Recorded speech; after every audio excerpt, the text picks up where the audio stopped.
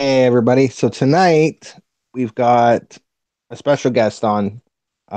We've got PSPR Paranormal for a guest tonight, and we're going to be talking a lot about what's went on in his investigation hunts and what he's witnessed for the paranormal.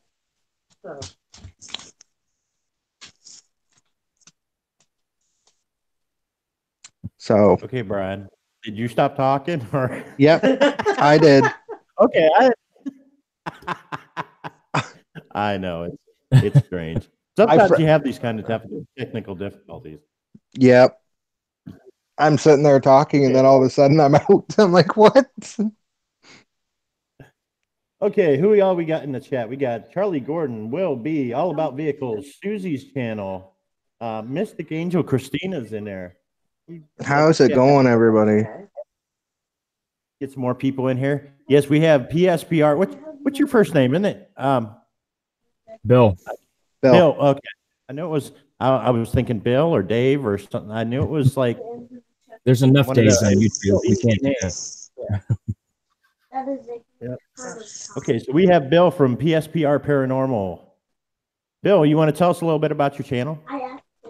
Yeah, well, we're just your typical ghost hunting channel, and we try to document paranormal evidence. And on occasion, we go to creepy and abandoned locations and do some videoing and just checking out different Yep.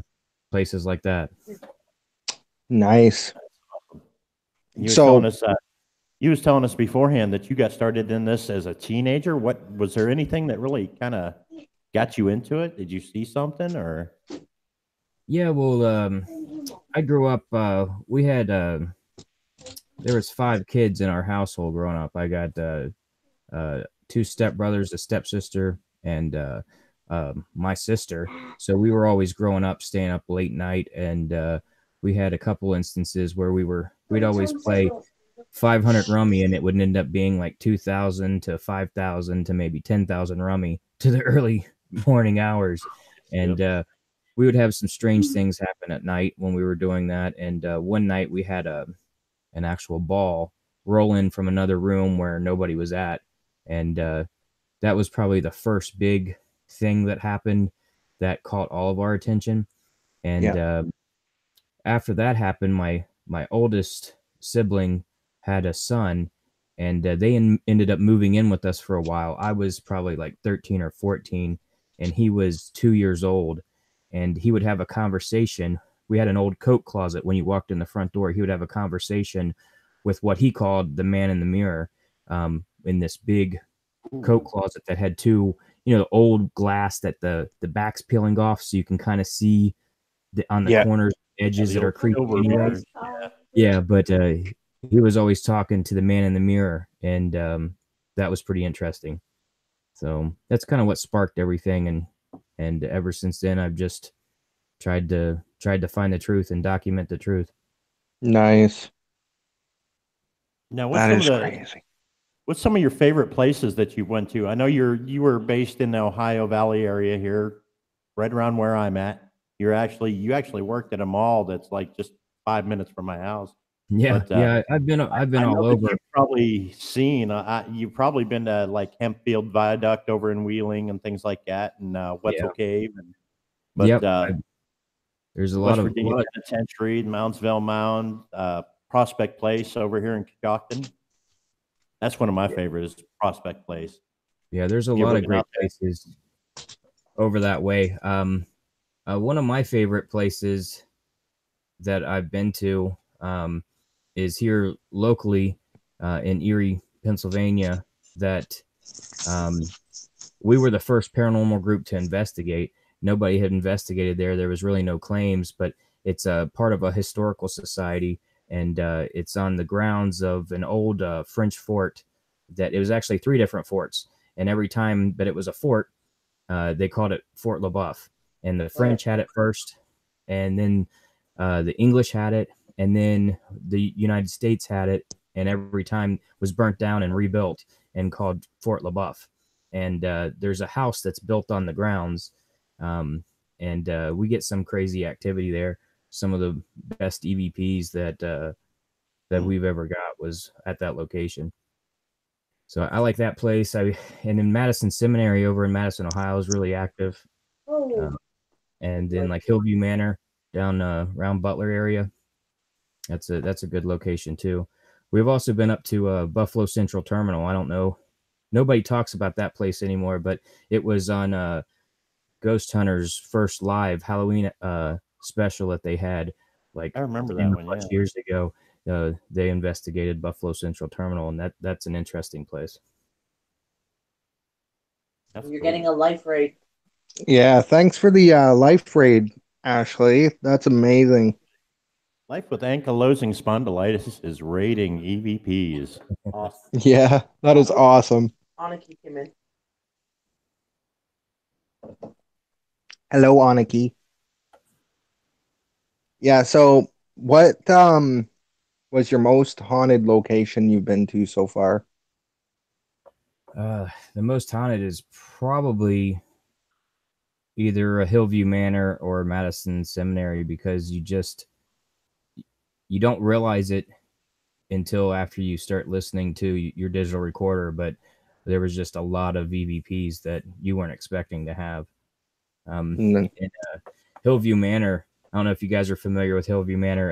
Every TV show's investigated there, but it it was like a kind of an old folks home, and yeah. they in the basement. There's supposed to be like an angry spirit down there. I forget his name, but we got a woman's voice down there, clear as day. We were trying to turn a flashlight on because it was pitch black. We couldn't see, and we were trying to turn the recorder on. And as soon as we turn the flashlight on, we get an EVP that says "blinded by the light," and it was Oh, really wow. spooky. So the So, spirit was trying to find the light or something, or yeah, I don't know. It just we turned the flashlight on, and then it was blinded by the light, and oh yeah, right there in the basement, they took all the this was like an extended stay home, so there was a lot of personal belongings to the residents that live there. And when the place closed down, they just took all their recliners and desks and all their furniture, old stereos and kitchen tables and chairs, and shoved it all in the basement. So we're in the room with all this stuff, and it just kind of went nuts after that. We got quite a few uh, different EVPs all within a 10 or 15-minute period. wow, that's pretty good. Like normally, takes maybe a couple hours to get one, Right. Oh and yeah. I mean, sometimes you go a whole 8-hour investigation and you don't even get an EVP, so oh yeah, Will B. it's Will B is in the chat. He said if we're in Ohio, then he knows about the Moonville Tunnel. And I have looked up the Moonville Tunnel. Watched a couple videos on it. I've got the location. I've got it mapped out. And it's probably one of the places that we're going to go to when Brian and JoJo come down here to visit this spring, summer. yeah. We're going to go check out. Do you know anything about the Moonville Tunnel there, PSPR? no, I don't really. I mean, there's so many locations, it's hard to remember Yeah. every single one. But what's the story behind it? It's an old, like, I believe it's a railroad tunnel, old railroad tunnel. Mm-hmm. But there's so many railroad tunnels. I've got literally we've got the Trough Run Tunnel, which is less than a mile from my house right now. I've done a video there, and there was a kid that hung himself in that one. Then there's the Tunnel Green over in Wheeling, where literally when they built the tunnel through the hillside, there was a cemetery on top. They didn't remove the graves. They just put they put the tunnel through the hill underneath the cemetery. Wow. And it's literally there's a walking trail where the railroad tracks used to go into the tunnel and everything. So it's been modernized, and there's a walking trail that goes right through the tunnel. Yeah. But right off of to the right of the walking trail, if you follow a little dirt path out the hillside, about 50 to 75 feet from the entrance of Tunnel Green is Wetzel Cave, where Lewis Wetzel killed the Indian and took his cave and made it his base of operation for Indian hunting and all those stories. But there's all kinds of stories about these train tunnels in these areas, and a lot of them have a lot to do with when they were created. the railroads would use Chinese immigrants as slaves to help build the railroad and to make these tunnels. And if they were to get sick, they would just kill them on the side of the railroad and leave their bodies lie.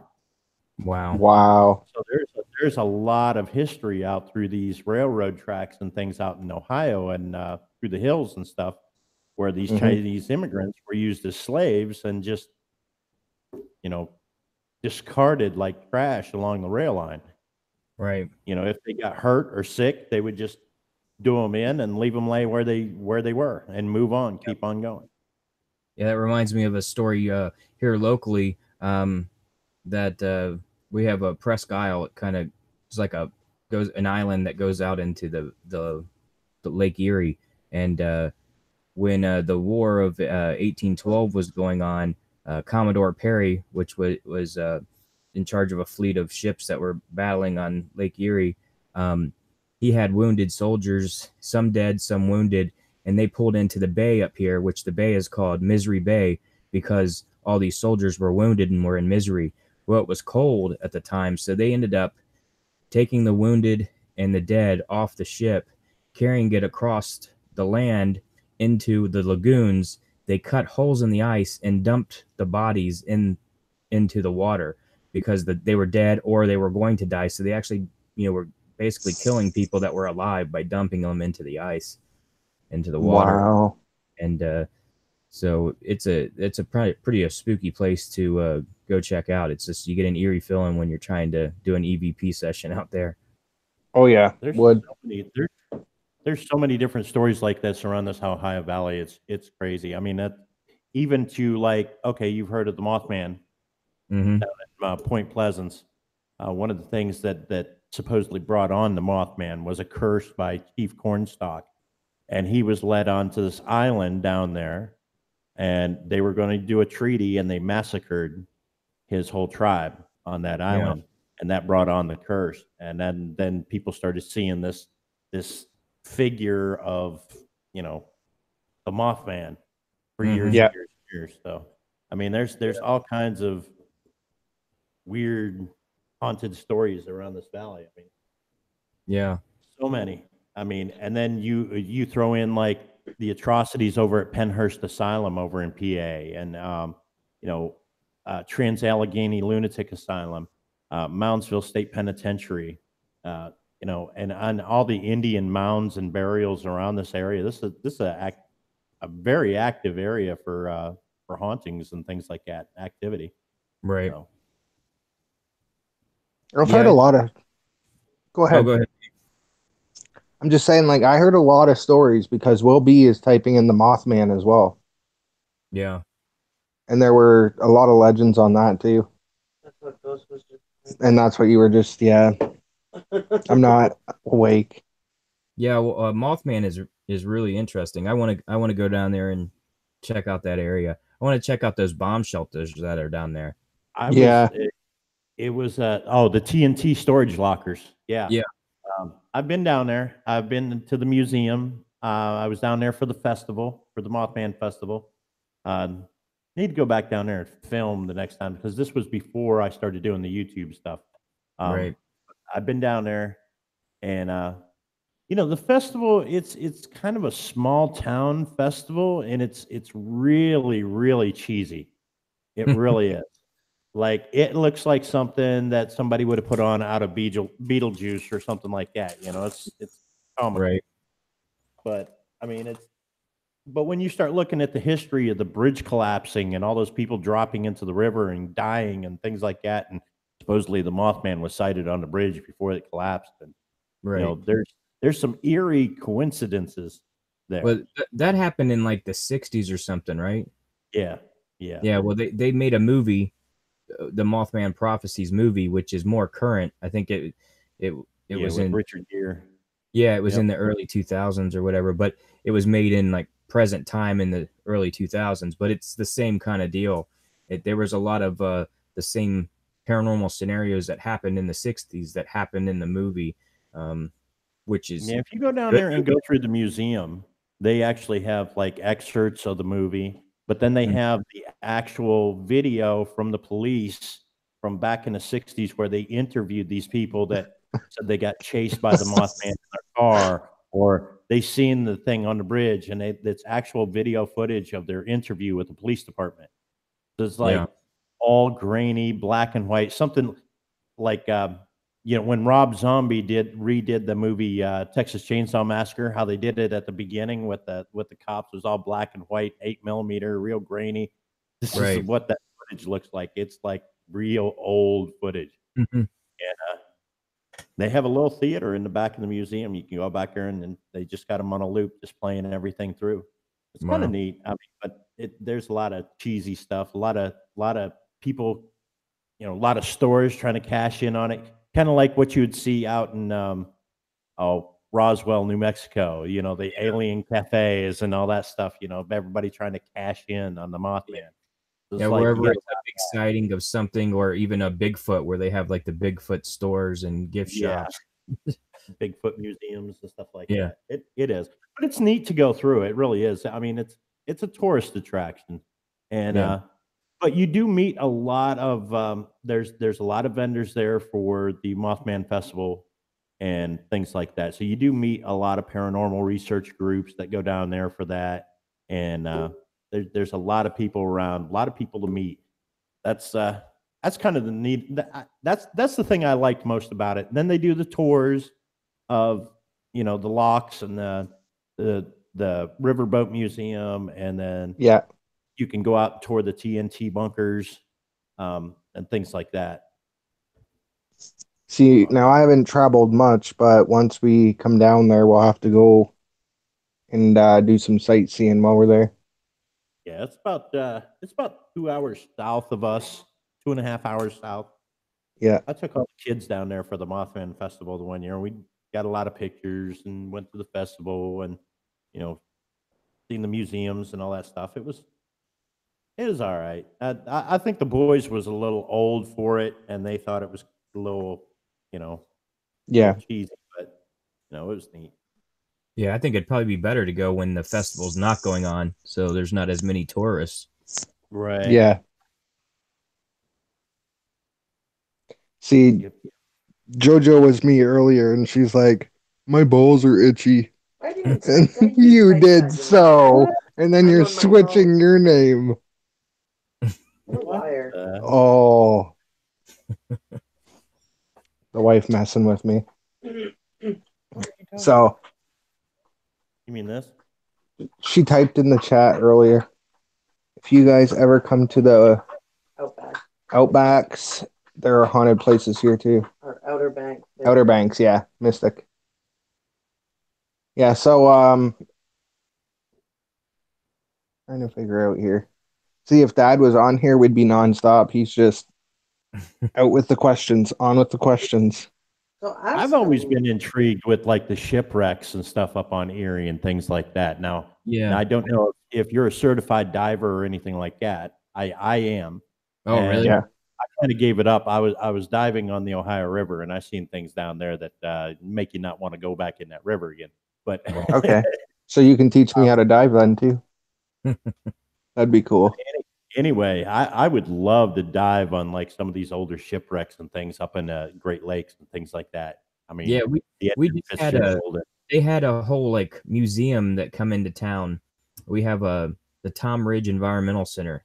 Tom Ridge used to be the governor of Pennsylvania. Well, he's from Erie, and they have the Tom Ridge Environmental Center right at Presque Isle at the entrance of the park, and they had a whole shipwrecks on Lake Erie display come into town, and I ended up missing it with all the kids and stuff going on. Just didn't work out for me to go check it out, but I wanted to go do some research there, so then it gave me some ideas on where the wrecks were, and then I want to do some videos on it. But then since I missed that, and then it got cold, it's just you can't go to Lake Erie right now and try to do anything, filming or anything. It's too cold. I would love to go up to Lake Superior. It's the clearest lake in the world, for one. It's a freshwater Lake Superior, freshwater lake. You can see there's spots where it's 3 miles deep, and you can still see the bottom. The water is so clear. I mean, it's crazy how pure that water is up in Lake Superior. And Mhm. I've been up there. I've been to the Maritime Museum up at Whitefish Point, or I seen the bell from the Edmund Fitzgerald. I've been to Sault Ste. Marie and been aboard the Valley Camp, which was the sister ship to the Edmund Fitzgerald. And I've there's something like 158 shipwrecks just in Lake Superior alone, something like that. Just all kinds Yeah. of stuff all over the place in every situation. And there's all kinds of there's always to this day you still get remnants of some of those shipwrecks that wash up on the beaches, Yeah. which brings me to my next point. I mean, do you think that some of those objects that wash up on the beaches be personal items from people that died in these shipwrecks, could have some kind of attachment to them, being that that was the last thing, the last time it was touched by human hands was the person that died with it. Yeah. Oh yeah, absolutely. I think there could be all kinds of attachments. I mean, there's already evidence with that with like the Titanic and different things, So I would think anything traumatic that happens in any place or an object, I think, can retain that uh, experience. Oh So yeah, that'd be an amazing place to actually do an investigation at. Too bad it's under the water. That's www.cc. that's what I was going to say.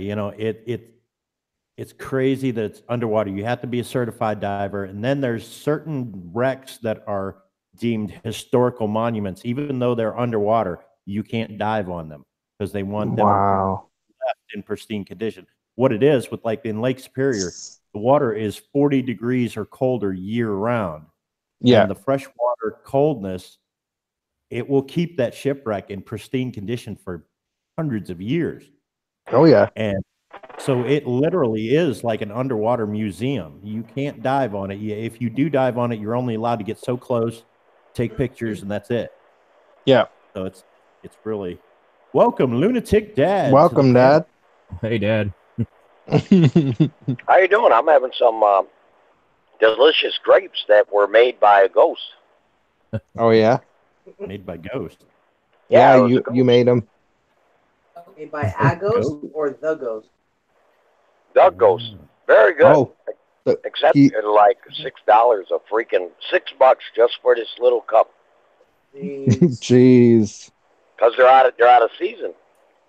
Yeah. Oh yeah. You Canadians wouldn't know anything about that. Yes, we would. Yes, we would. What are you, a puppet right after JoJo? Yes, we would. Yes, we would. Molly got a cracker. I'm the parrot. So, Dad, we have as our guest tonight, we have Bill from PSBR Paranormal. He is up here in Erie, PA. He's not too far away from me, and we was just talking about some of the sites around this area that he's been. And I know you usually come up with some pretty interesting questions for paranormal researchers and things like that. You got anything for us tonight? I always have something, baby. You know that. Dang right. No, your mind out of the gutter. I'm actually talking paranormal. Guys, I'm in my truck, so if it comes out messed up or sound, I apologize. Well, But sounds doing good. okay, this goes to my paranormal people that are like experienced in this field. What is the most haunted place any of you have ever been to? And explain to me what happened, why you were there.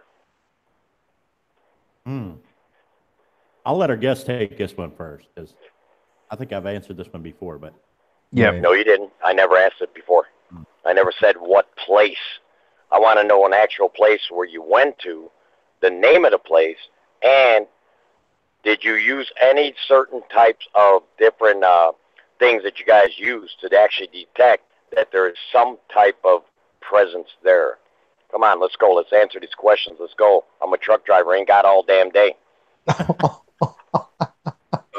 I think for me, I would have to say I had already said that the Judson House has a pretty good paranormal history from my aspect from being there. I've been there 3 or 4 times, and I've got one of the clearest and best E.V.P'S that I've ever got. And I was basically just asking one of the other investigators with me to move one of the it's like a K2 meter on a case and I was telling them to move it to a different area, and the spirit came in and repeated what I said and said, take it off, twice. And Oh, wow. it is pretty clear. Wow. I have it here if you guys want me to play it for you. Yeah, Yeah. actually, I would. That would be freaking awesome, brother. Hell yeah, give it to me. I want to hear this shit. Yeah, so like I said, I'm setting it up. I just said take it off, and then the spirit repeats me twice. So hopefully this plays pretty well and doesn't get any feedback, but it's off my phone. So let's see. We'll play it once and then I'll replay it. Oh, wow. Oh, wow. So that was it repeating me here up one more time. Wow. Wow, you just gave me the fucking jitters. Yeah, so Did you guys hear that in the chat? Give me a hell yeah if you heard that. Creepy shit. I gotta admit, I got chills off of that. I did too. I got a bit of chills. Yeah. Shit. Whoa. That's phenomenal how you caught that. yeah, it's pretty creepy. Now I didn't know until like a week later that we even captured that. So I just recently went back to the Judson house in October of last year, and I took along our local news station with us to investigate. And I went back to that same room and tried to get that spirit to talk to me again. I got some other voices talking to me, but not that one. But it was a lot of fun. I've got a couple videos out there on the channel with that investigation. Am I subscribed to you? Because you really got me like really interested now. I don't know. I got to make sure I'm subscribed to you. When I make sure you put your link after we're all done and stuff in here. I want to make sure because I definitely want to follow you for sure. That's some freaky shit. Yeah. Well, that's what we try to do. We, it's me and most part, it's me and my wife that go and do these excursions, and we get lucky enough that every other weekend we don't have kids. We have 6 kids between both of us. So when every other weekend, when our kids are with their other parents, we do adventures and go abandoned places and go to haunted locations and have fun. Wow. Now, another question. I'm going to let the panel finish up that question I have. I do have another question after that because you know me, Ghost. After a while, like questions come into my head as I'm driving. So Yeah. I'll let Brian answer next. Well, our most haunted place would have to be.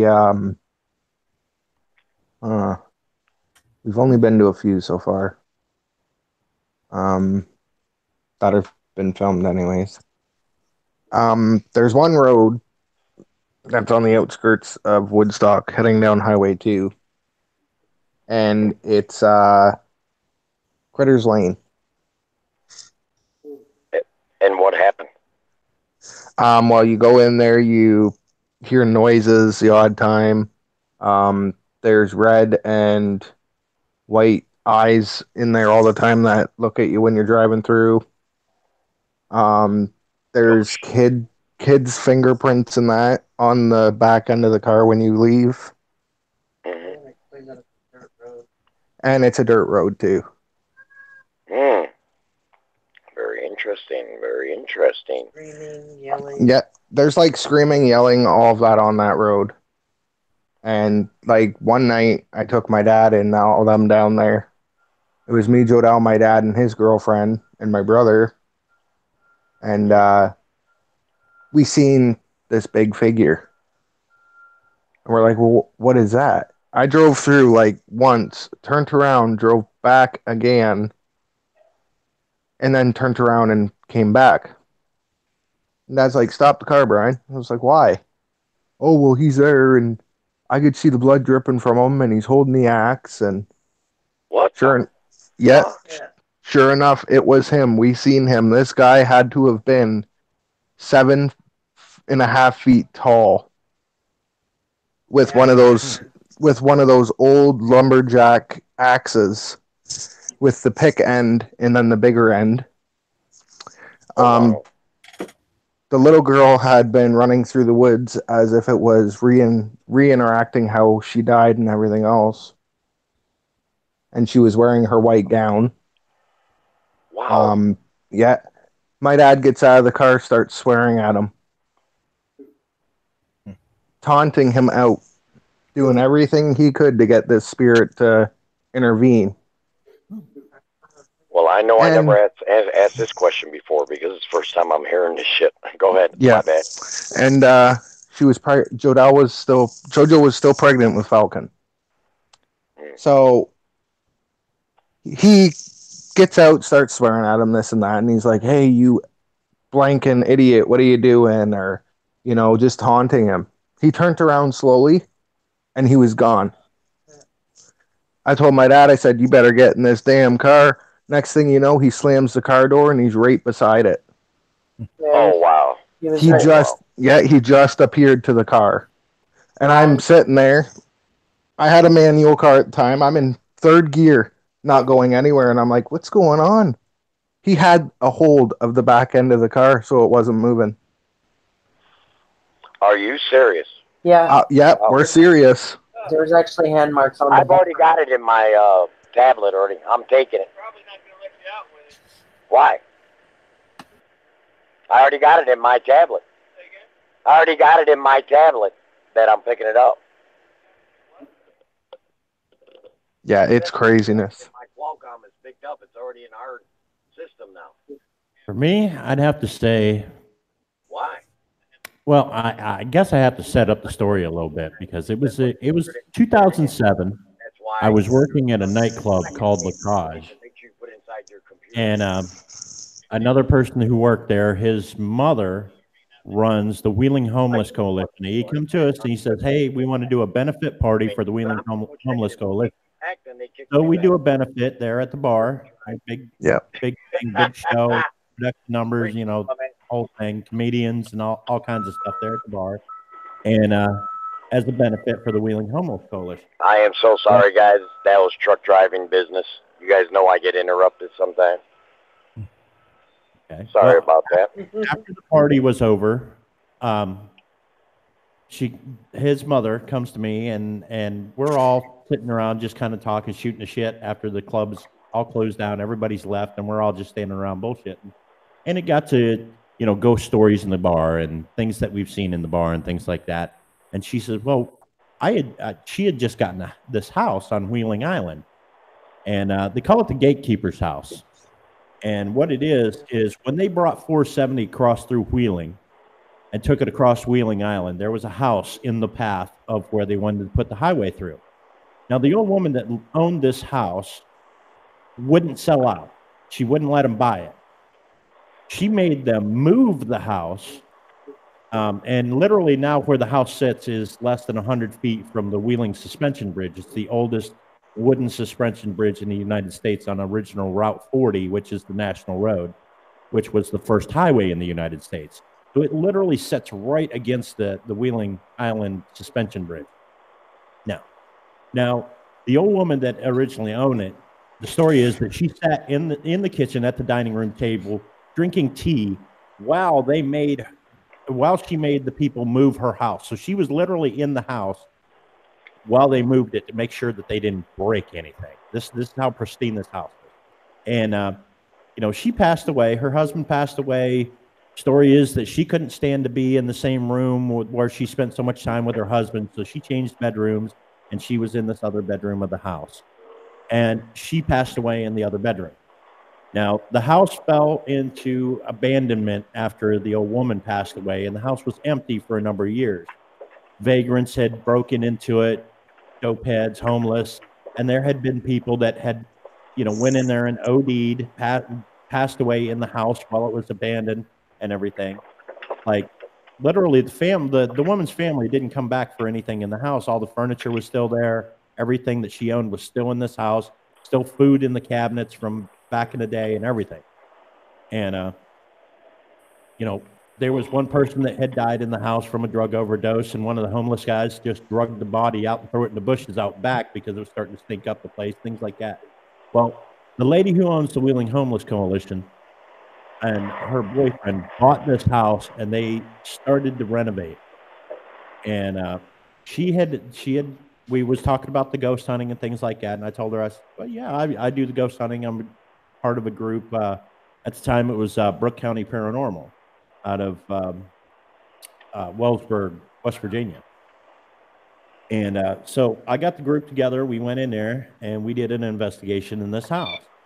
Now, this house is really old, really gothic. It's got one of those old cook fireplaces in a dining room from like way back in the day. It had servants' quarters for slaves. It had, service staircase, dumb waiters in the place. There was a billiard room that was all marble. All right, let me set my brakes. Pillars and everything. When you walk in the front door, there's an elaborate staircase going up to a flat with a staircase going up to the second floor from it with a sitting area. Really, really fancy house. Mahogany throughout. But, after being abandoned for so long and the vagrants, doing damage to the place and everything else, it was kind of run down. So they've been renovating this place. They're still not finished with it. They started in 2007. It's now 2019. It's still being worked on. We went into this house, a group of us, all males in the house at the time. We went through every room of the house, video, audio, everything. And finally, toward the end of the night, where we were in the upstairs bedroom where the old woman had passed away. And we had the video camera rolling, we had the digital recorders going, and we're asking questions, and are you here? And I forget what the woman's name was, but we actually had her name, and we was calling her by name and trying to get her to answer questions and things like that. Well, we finished the investigation, packed everything up, went home. I started going through all the evidence. And obviously, PSPR could tell you when you're listening to audio recordings, you basically just put in headphones, close your eyes, and just see what you pick up. And you have to listen to every single second of the audio. Whether if it was a 3-hour investigation and you've got 5 different recorders going in 5 different locations, obviously that's a lot of hours of audio to go through. So I'm laying there on my couch, and I've got the earbuds in, and I'm listening, and all of a sudden I'm hearing me ask the questions, and then there's a response of a gravelly old woman's voice that goes, "Who's in my house?" And it sounded just like that. I mean, wow, that'd have been creepy as shit. I was like, hold up, wait a minute. I was like, I rewound it. I listened to it 3 or 4 more times. I got Rick Lawrence on the phone. He was the head of the Brooke County Paranormal. I was like, dude, listen to this. And I'm playing it into the thing. He's like, did we get it on anything else? I said, I don't know. Timestamp. I looked up the timestamp. I pulled up the video, and I ran the video that we were shooting in the same room to about the same time and matched it up, where I was asking the questions. Sure enough, it came up on not only audio, but on the video as well at the same timestamp. So we got all that. Rick takes it, sends it off to Duke University's Paranormal Research and Development Center to have it analyzed to validate that it wasn't tampered with or anything like that. And they get back to us and tell us they're sending everybody. They want the names of everybody in the group so they can send us out honorary PhDs in the field of paranormal research and development. Wow. And that was like, because they couldn't refute the evidence that we sent. It was legit. There was no ifs, ands, or buts about it. There was no tampering. The timestamps were the same on both. Everything correlated together. There was no women in the house whatsoever when we did it. And it's a pretty freaky place. I mean, when you go in, you get that kind of like stepping back in time kind of moment. Just like the lady was so extravagant with the house that the pillars going into the library had roses, hand-carved roses at the top. And if a petal, one of the wooden petals, were to chip off, he took it and put it in a coffee can, and that coffee can they found in one of the cupboards in the kitchen. So they was able to replace every single piece of anything that was broken like that. They was able to glue it back into place or make a mold for it off of the original piece, because they actually found all the original pieces of everything that had been broken off. Like, they have really went all out to restore this place. And I've been trying to get a hold of her to go back in after the renovation is done. Now her and her boyfriend that bought the place has split up, but she's the one that has the house. And there has been she has told me since then that there's been other happenings in the house. Like they had sheets of drywall leaning against the wall, and her husband was in there on the ladder, and the drywall that was leaning up against the wall that was in place, they hadn't used it yet, pushed away from the wall and knocked him off the ladder, knocked the ladder over with him on it, and just things like that. So, you know, when you're doing renovations in a place that has activity in it, renovations will amp up the activity in the house. Oh yeah, for sure. And that's my Next answer. question. That was a long one. Holy shit! I already had other questions in my mind, and I was like, I forgot them because Ghost's talking so much. Holy shit! Well, we got 2 I hours know. of airtime to fill here, so you know. Dang right. Well, I do have We have questions, 15 you minutes know. left now. You're right. Exactly. We got 15 minutes left. Thanks a lot, Dave. I appreciate that, my brother. But next question. This goes out to all my beautiful paranormal channels up on this panel. Yep. What is the one site that you would not want to visit because you think it would freak the hell out of you? What is the one site that you heard of that you would not go to? Can I answer? Yeah. I'm not technically on this panel, but if you don't mind, can I answer? Kind of part of the show, JoJo. You are Joe. I'm behind the scenes. Anyways, now do you want a reason as to, you said why, right? I want to know the site and the reason why. Yes. Auschwitz. Ooh, yeah. And the reasoning is there would be way too much energy there. It would overcome me personally. And I've had several encounters where I have been taken over by other entities, and I'd prefer not to do it there. Because you never know what's coming at you there. There's so much anger and hate and hostility and grief and sadness. Like, you would be eaten up. And being a medium, that would just kill me. Very interesting. I didn't know that. Good answer. I agree with JoJo on that one. I have to admit, I have to go with JoJo on that one as well, because, like, you know, I was thinking United States, you know, in my realm of possibilities, you know, where I could just jump in the car and go. But Auschwitz, man, that's deep. That is deep. Yep. Yeah, we for still me, have- I don't think that there's not any place that scares me as far as paranormal reasons.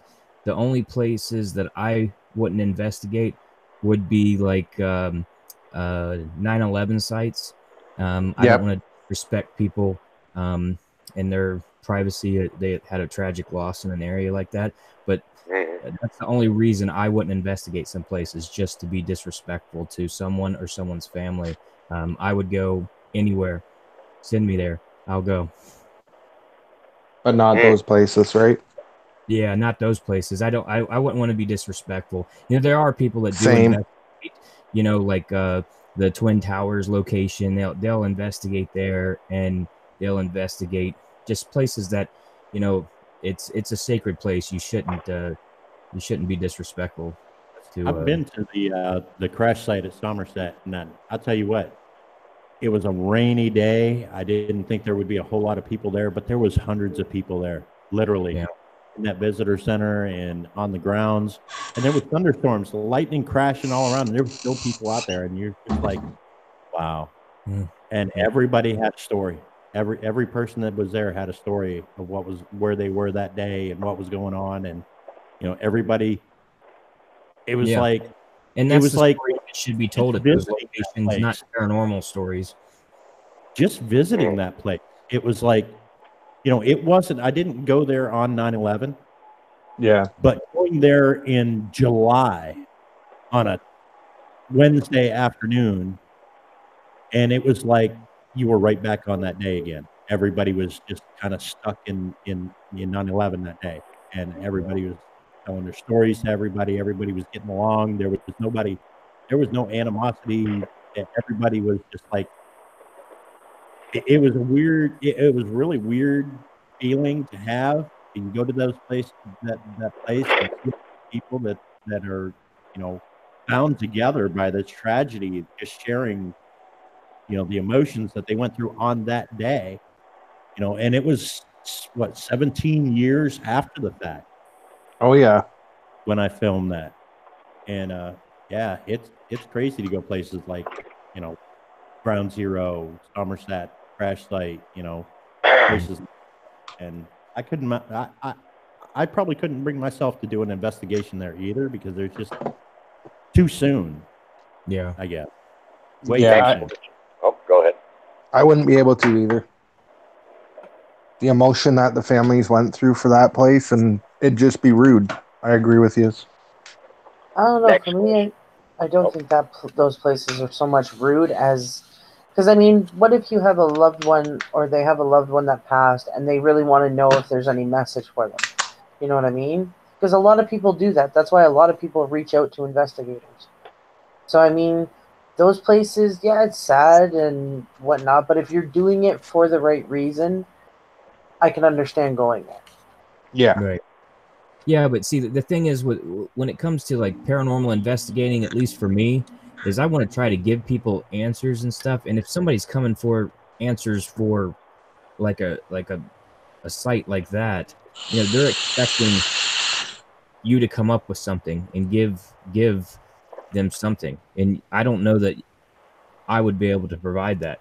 You're different, Jojo. You might be able to sense something. We work with psychic mediums as well, and they can sense things that I can't, and that's the reason we you know, they're with us on our team to help us do that. Yeah. But you know, I think that those would be somebody that's sensitive, or you know, that's a psychic or a medium, are the ones that should deal with a site like that. Exactly. They can decipher so much more than I can. I'm just a normal man. I use equipment. You know, I use the K2 meter. I use digital recorders and things like that. I wish I was able to sense things and be able to communicate with spirits that way, but I can't. Next question. This goes out to the whole panel. Is there anything that you've only you personally, that no one else has ever witnessed or seen or verified, that if when you say it, that people will look at you like, get the hell out of here, that never happened? Something that you want to come out and say that you've only you experienced, only you, no one else, that really was just out of this world, that is just totally unexplainable.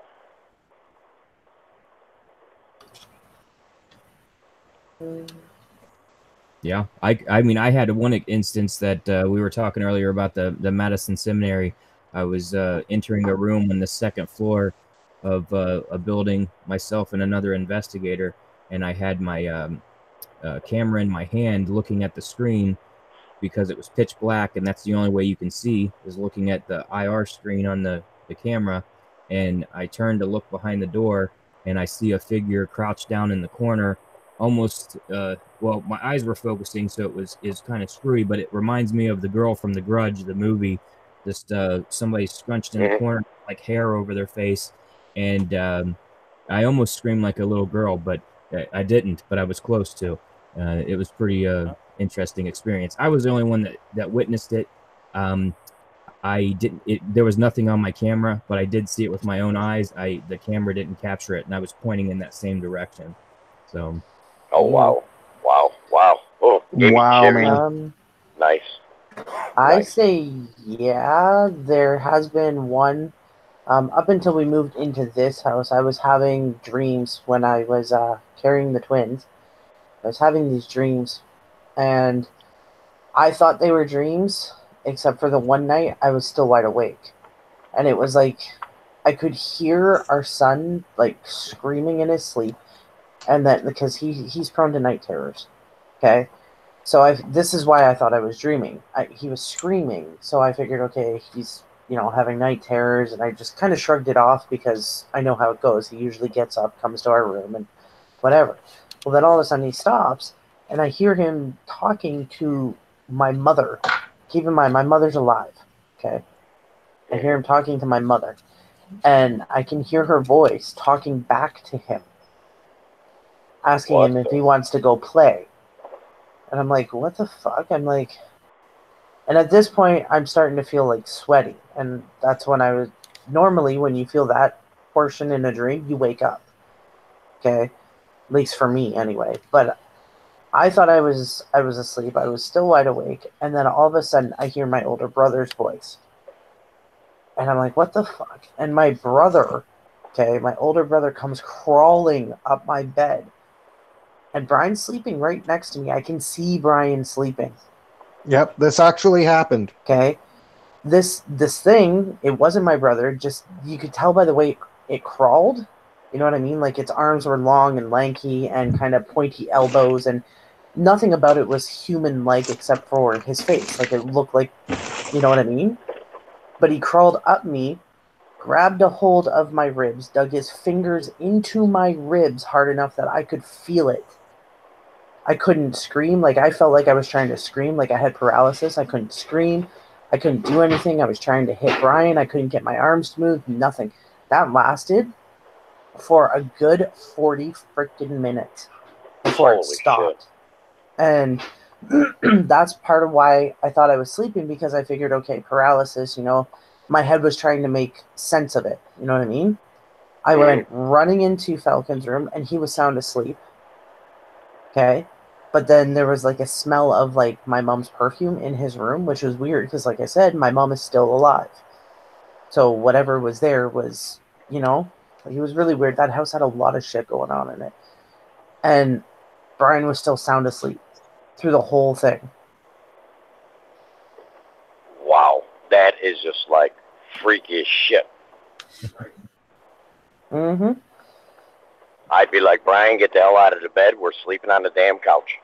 The couch was downstairs, like the way the house was set up. Our kitchen and our bedrooms were upstairs, and downstairs was just the living room. But that was the same house where our front door, you had to, like, it was so old, you actually literally physically had to turn the handle to get the damn thing to open. And then there would be like a little mud room and then the outside door. Well, the outside door was a big steel door. No wind came through that door. No windows in that mudroom to open up. Nothing like that. And the inside door would constantly open up like clockwork every day. Wow. And to this date, still stuff like that does happen? That is from... well, we're in a different... Well, we're in a different house now. But recently, our front door of our new place where we are keeps opening now, and it's the same time every day. Holy shit. So do you believe that it could have followed you to the your house now? I fully believe it. It's very possible that it's whatever's attached to me, because I do have an attachment. She played on a Ouija board when she was younger. Yeah, you're not coming to my house this summer. I'll get blessed before I go to your house, whiner. Hey, yeah, I know. Man, that's some weird shit. And Brian, you were sleeping through this whole thing? Yep, I didn't hear anything. Wow. I didn't even feel a thing. That's nuts. That is straight up nuts. But freaky, that's cool. How about you, Ghost? You got something to say? You know, I have told this story one other time before. I told it to Boomer Rock. And literally, you're probably not gonna believe it. You're gonna be like, "Shut up, get out of there, you bullshit." But I was living in Rocky Mount, North Carolina, in a trailer park with my parents. My mother was pregnant with my sister, and my mother raised Norwegian elk hounds at the time. And we were the last trailer back, right at the wood line. And at the woods line, we had a couple of kennels where we kept the dogs in. And one of the dogs had gotten out. It was coming dark. There was a storm that was about to hit, like a nasty storm, like they were calling for tornadoes and everything. And it's just starting to rain. The wind's blowing like crazy. I remember that because it was like rocking the trailer that we were in. And I'm 3 years old. I don't even know how I remember all this, okay? My parents go out, they're out in the woods calling for the dogs, and I found my way outside of the house. So here I am, I'm outside of the trailer, and I'm out in the gravel driveway, and a bolt of lightning literally like comes down right in front of me, like probably not 6 feet away from me. And you know how lightning, it's like, bam, it's there and it's gone. Well, it was there, and then it stayed for like a minute. And like here in front of me is this bolt of lightning that's still touching the ground. And in it is this orb that looks like the moon. You know, it literally looked, it was a sphere, gray, looked like the moon, had a bolt of lightning going through it and down into the ground. And I'm 3 years old, and I'm like, wow, that was loud, you know, because the thunder. And I'm still staring at this thing. It's still there. It didn't disappear or anything. It's literally right in front of me. And I'm like, I kind of reach out to touch it, and it just kind of twitters away into just little dots of light and fades away into the air. Just broke apart like fucking pixie dust or something. I don't know. And to this day, I can't explain what the hell that was. I don't know if that was like what they call plasma balls from lightning, or you know, there's theories behind that now where like lightning strikes have actually caused like plasma balls to bounce across the ground and fade out. But it was literally hanging there in midair with a lightning bolt stuck through it. And when I reached out to touch it, it was gone. It's such a vivid memory for me. I can see all the detail in my head to this day. And I can't explain what that was. I have no idea. All I know is that after it faded away, I thought to myself, I better get my ass back in the trailer because mom catches me out here. She's going to beat my ass. And like, I went back inside the trailer. And a few minutes later, my parents came in. And I didn't know. I was 3 years old. I had no idea. I didn't have the vocabulary to describe what I had just seen to my parents. And so I've had this bouncing around in my head for 45 years now. And there's only been 2 people that I told this to, and now I'm telling it publicly on E.V.P'S. So, nice. Wow. If you has any ideas what it was that I've seen? I mean, you know, I can remember every detail of that moment. I remember the color of the trailer. I remember the white skirting on the yellow 70s model trailer that we lived in, you know, like every detail. I remember that, you know, I didn't come out the main door that had the little porch on it. I came out around the back side of the trailer that just had those, there was like metal steps, but wooden boards on each step that just went up to the trailer. Like, you know, if you went to the trailer place, that's what they would have out there. And I came down that. I remember I even remember the door handles on the freaking bathroom doors inside the trailer being plastic and yellow, and you know, like the retro 70s trailer, okay? And I remember every detail, every facet, the layout of the trailer park, the color of the trailer that we lived in, the color of the car that we was driving that was sitting in there. It was a brown Honda Civic 70s model, the kind with the motorcycle engine, you know? Like, I remember every detail.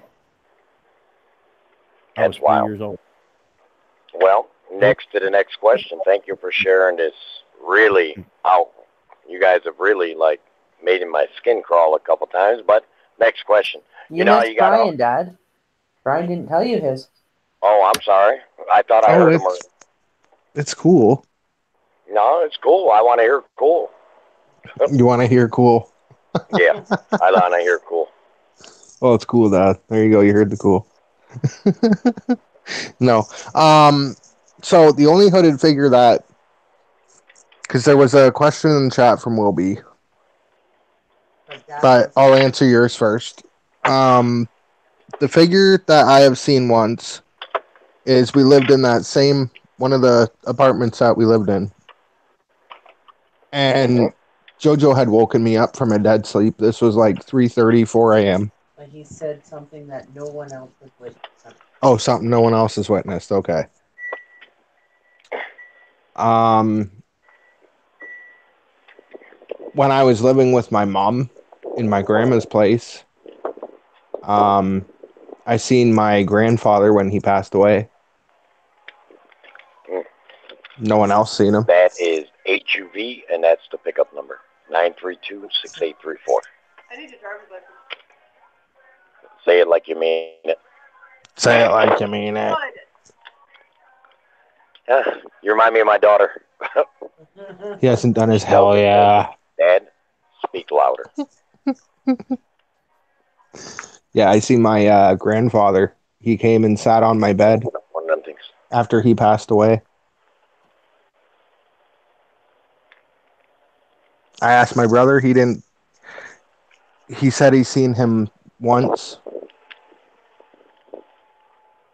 but yeah, he. Wow. It was really cold too. Like he was really, really cold when I seen him. Okay, are you done with your cool story?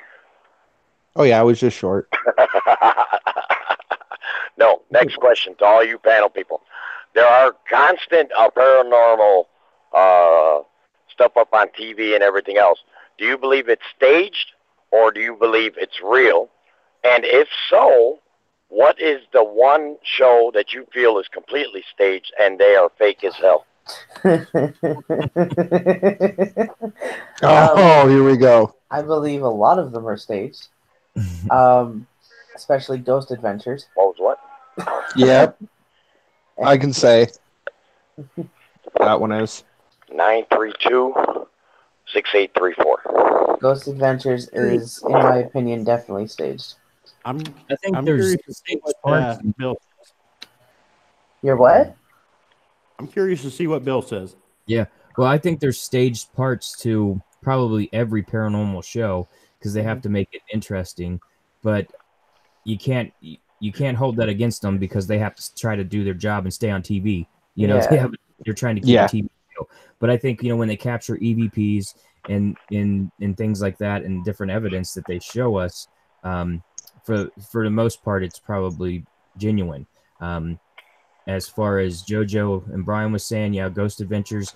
I still watch the show because they do capture E.V.P'S every now and then, and I like some of the equipment that they use. They use off-the-wall techniques that other groups don't use, and you got to keep changing things up and trying new things when it comes to paranormal investigating.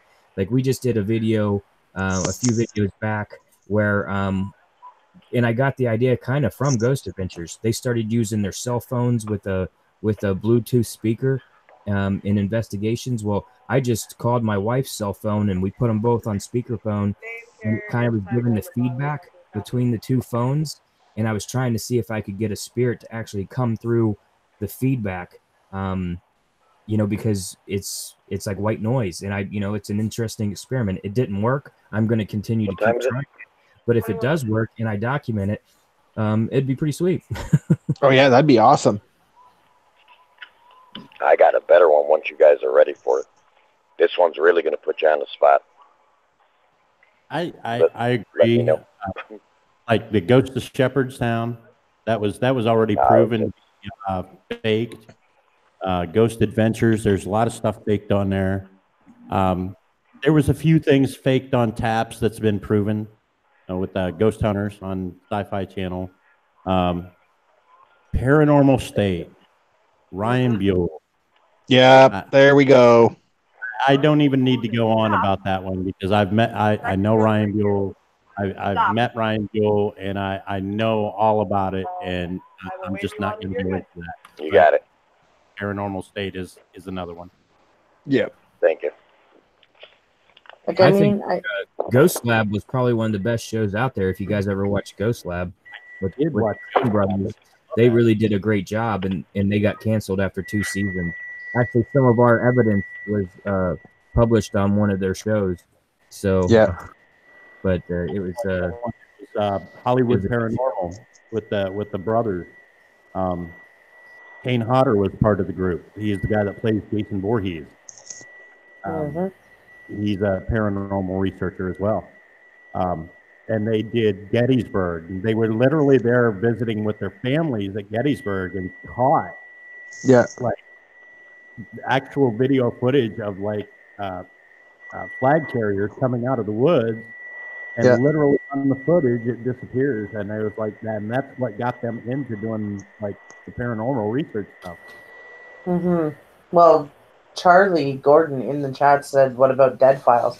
See, I don't think Dead Files is fake. I mean, it's hard when you're doing that kind of stuff because you can't say so much that a medium is lying until you actually try. Like, they don't do E.V.P's, you know what I mean? They just kind of walk around with the camera. They go off of what she sees and what she feels, and then they take the history of the property and whatnot and they compare it. You know what I mean? No, So really, the detective on that show has actually had a show of his own at one time, and he is an actual detective. But whether that's fake or not, I don't know. I couldn't tell you. I have watched it though. I mean, Are you guys done? Okay, Yeah. next one. Now I'm really putting you all on the spot. Besides yourself, who is your favorite and the most realistic YouTuber paranormal investigator? Must tell truth. Oh. Oh yeah, I kind of screwed you on that one, didn't I? Oh. That. I don't know if you screwed us or you're trying to pin us against each other. This isn't gladiators, you know. No. No, not at all. Here's my answer to that question. And everybody's seen, everybody's seen Mosarji's videos. Everybody's seen, Omar's videos and James and everything like that. I tend to watch more of the smaller YouTubers that don't have a whole lot of subs because they're still adamant about proving truths to it. A lot of the larger YouTubers, to keep their subscriber counts up or to keep the views going, will tend to embellish on things or overreact. Or that wasn't my question. That was not my question. I said, who is the most? I don't care, small, big, or large. Doesn't matter. Who is the most believable and your favorite YouTuber? I ain't talking about having to lick ass to any big YouTuber or whatever. I'm just asking a straight up forward question. Who that you guys have followed, that you guys are like, wow, they're 100% legit, and your favorite. Come out and say it. My favorite, I'm going to tell you, Lou Rock. That's my favorite. Yeah, I was going to say Lou Rock he's at that point to where, he's a larger YouTuber, but he's still true. You know what I mean? He's not trying to fake shit. I don't see him trying to fake anything. See, And Lou Rock. I have a tie.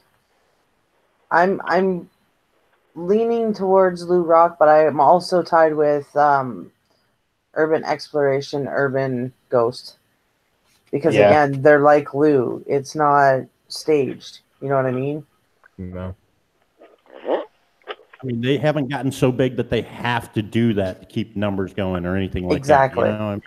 And they still connect with people, and they give you quality by actually giving you the truth. So, I agree. Next question. Evidently, I'll get off that subject. Next question. Have any of you on this panel ever, oh, this is bad, but I got to ask it. I have to.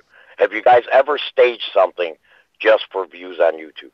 No, I can't afford to stage. I'm too broke. Never. Hell no. Okay. Hey, I told you. My questions get hard. This is the truth serum. I'm going to do like they do back in the Marines. I'm going to put some truth serum in you. We're going to get it out of you. Cool. All right. Enough of all that. We're going to go to the next. Are you guys able to hear me or no? Oh, yeah, we hear you, Dad. Yeah. Okay, because I'm in a bad spot, so if I don't hear anything. Okay, next question I got. Everybody up on this panel, what is a place that you have visited in your dreams that you have, if it has ever happened, as a paranormal investigator? Have you ever dreamt about it? Not actually went there, but you can actually have seen yourself somewhere that you have never been. I have numerous times, but a lot of those dreams take place in, like, for me, I don't know the names of the place. I just see them. Like, I could write it down or draw it out and describe it to people, but I don't know the names. Like, and then when stuff like that happens, I end up with deja vu because I'm like, I've been here before. You know what I mean?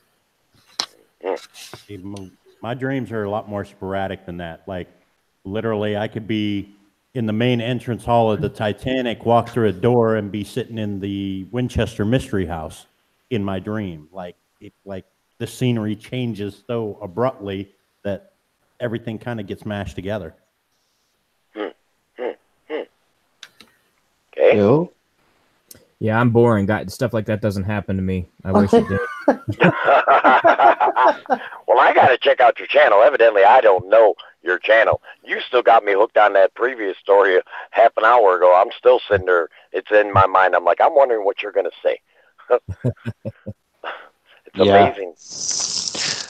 Mine would have to be the house. Okay, all my Mr. and Mrs.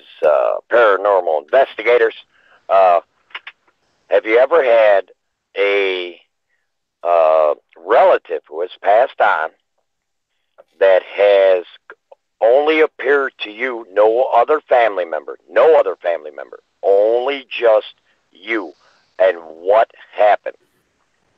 Oh yeah, that happens all the time with me.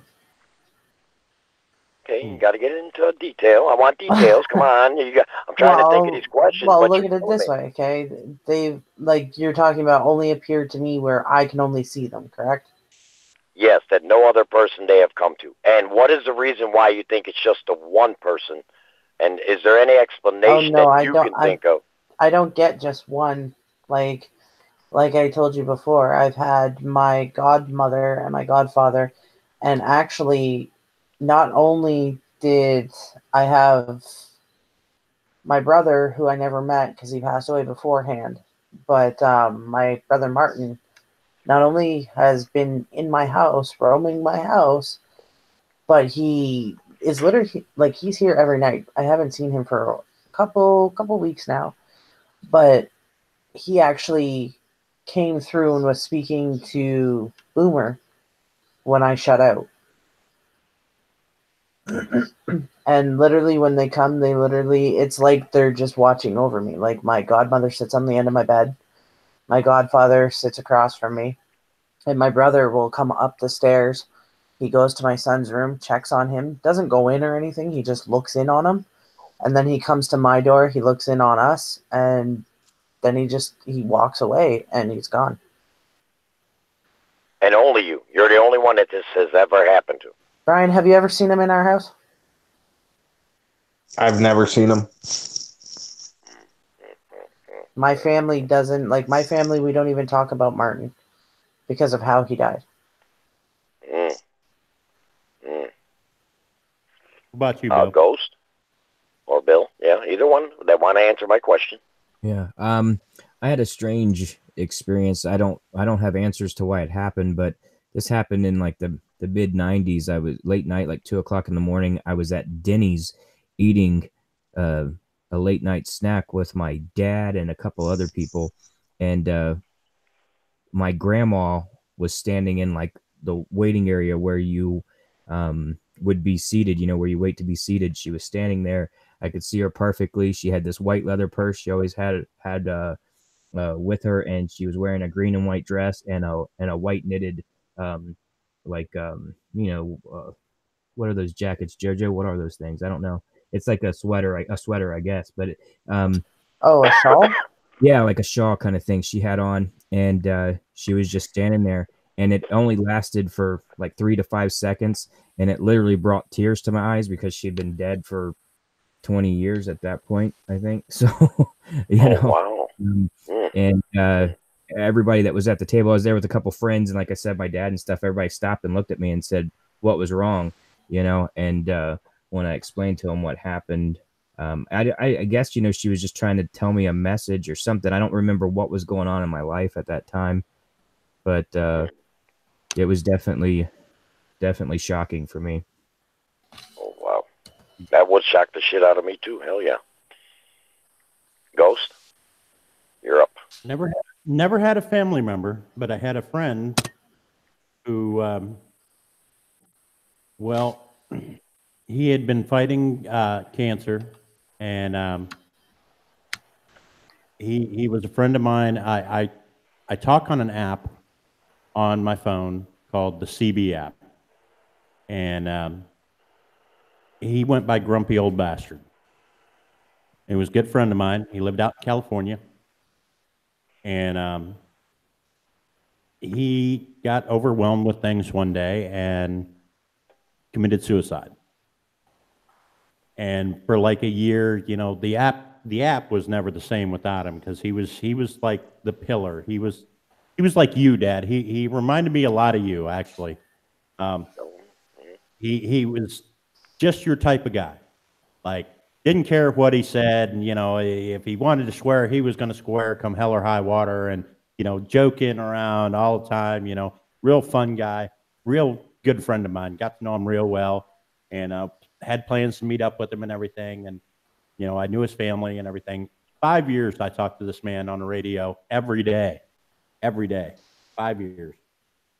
Wow. And one day we get a call that he said, you know, he had committed suicide, and you know, everybody on the app was grieving for a long time. And the app, I think to this day, the app still hasn't recovered and went back to the way it was while he was still around. And Wow. every year for the last like 3 years, we would have what we called the CB app party. We had people that would come to our house from all over the United States and camp out in the backyard for the whole weekend. And we'd all get together and we'd have a good time. We'd be out there at the bar. We'd be singing karaoke on my stage out back and everything. Have a big party every year. Now, this year, we aren't having the party because, you know, pipeline's coming through and the yard's going to be all torn up. But anyway, when was it? Just a couple months back. Yeah, August this year. I was laying in bed, and he came to me in a dream. Now, mind you, his real name was Chris, okay? And he was born on Christmas Day. And he hated Christmas, okay? But when he came to me in my dream, he was dressed up like Santa Claus. And he was like in typical, like just like something you would do if you were to come into one of my dreams. He came in there just to fuck with me, okay? Oh yeah. He interacted in the dream that I was having to the point where I realized that all of a sudden I was dreaming in my dream. I was like, I turned to him. I was like, Grumpy, this is one fucked up dream, isn't it? And he said, yeah, it is. It's your dream. And about that time, the dream just went away and it was just me and him. And I started interacting with it. I started asking him questions. You know, why'd you do it? He says, I decided not to, but when I decided, it was too late. And that's all he said about that. And then I was like, well, is there any messages for some of the other guys on the app or anything that you want me to tell them? And he gave me a couple messages. I delivered those messages from him, and they had validity to the people that he was sending the message to. Because when I got in contact with him and told them what he had said to me, they validated everything that I was telling them. It was really weird. And when I woke up from that dream, I literally started sobbing like a little. I felt every emotion that he had went through the day that he did what he did. I literally, I couldn't control it. I felt every emotion that he had went through. I was crying like a baby. I mean, you can ask Lady Swan. She was like, what the hell is wrong with you? And then when I told her what had happened, she's like, oh my God. And it was the only time that's ever happened to me. And it was really, it was out there. It was like, it took me 10 minutes to get over after waking up, getting through all those emotions that he went through, all the sorrow, all the guilt, every emotion that you could think of with, taking a gun and doing what he did days before his oldest daughter graduated from high school, just literally like 2 days before his oldest daughter graduated from high school. Oh, And wow. like I said, I felt every emotion that he could have went through, every facet, and I was literally just, snot running out of my nose, tears in my eyes. I was just tore up. And then Wow. after 10 minutes, I was fine again. I was like, wow, that was messed up. Yeah, wow. He hasn't come back since. He hasn't had any messages for me or anybody else since, but, he was a close personal friend of mine, even though I never got the chance to meet him face to face. We had that connection. And evidently he chose me to deliver his message, though. Wow. Brian, you got anything? It was just my grandfather the one time. Okay. Wow, that one, you took me for a loop, Ghost. Wow, you actually shut Lunatic that up. Huh. It literally shut me up that day, too. I mean, I didn't know what was going on. When I woke up, I was just an emotional wreck. You know what's weird? I remember Ghost, when he was away, they were at that, I guess it was a cottage or something, when you went to go meet up with all of them. I remember you calling me and telling me about it. Yep, that was 2 weeks later. And here's the thing. When that was the party for this year. We actually went to a friend of ours at the lake, and that's where the party was at, and that's where a bunch of the app people had met up and went to this cabin, and we were all sitting out there, and we were talking about Grumpy, and we were asking questions about that. There was a troll on the app one time, and we was trying to figure out what his name was, and somebody had just rolling through old text messages that they had sent him, and literally it came up with the guy's name that we was trying to remember his name. Like right then and there, the name comes up in the text message from him. And at the same time, a couple of them were in the kitchen. Somebody snapped a picture, and there's a picture of a blue orb standing next to one of the CB guys in the kitchen. And in two different shots, yeah. Wow. Brian. Different cameras, two different shots, and got the same blue orb. Walker Paranormal's talking to you, Brian, in the chat. I got another question. Okay. When you're first starting out, if you want to do a paranormal channel, how costly is it if you actually want to capture high-quality events that do happen? Or do you suggest starting on a low budget? Or what is the average cost of your equipment, if you do have any, what you have paid for it? We're starting on a low budget so far, and we've done minimal stuff right now just because we are starting on a low budget. But so far, we've racked up a bill of $500, and that's with like low stuff. That's not even half of the stuff that we need. I mean, your basic ghost hunting kit, you're talking between $200 and $300 for your K2 meter, or just a regular old digital camera. A couple of other, maybe a digital recorder. Those are about $25-$30 for a cheap one. And and there's other things that usually you add to your kit, like a compass. You can use that compass to verify things and things like that. Now you have the apps on your phone, which cuts the cost down a little bit because you can get the electromagnetic field detectors in your phone and things like that. So, I mean, when you're first starting out, you're probably looking at spending about $200 to $300 in equipment just to get started, just as a basic ghost hunting kit type thing. What would you say, Bill? Yeah, well, I mean, it depends on how you want to go. If you want to be extreme full force, you can spend thousands of dollars real quick. But really, you have a digital recorder on your cell phone, so you can record on your cell phone. So you can get started ghost hunting pretty cheap if you want to. Now, I've been doing it for a while. I've got IR cameras, static cameras. I have 4 MacBooks that I take on investigations to set up remote cameras.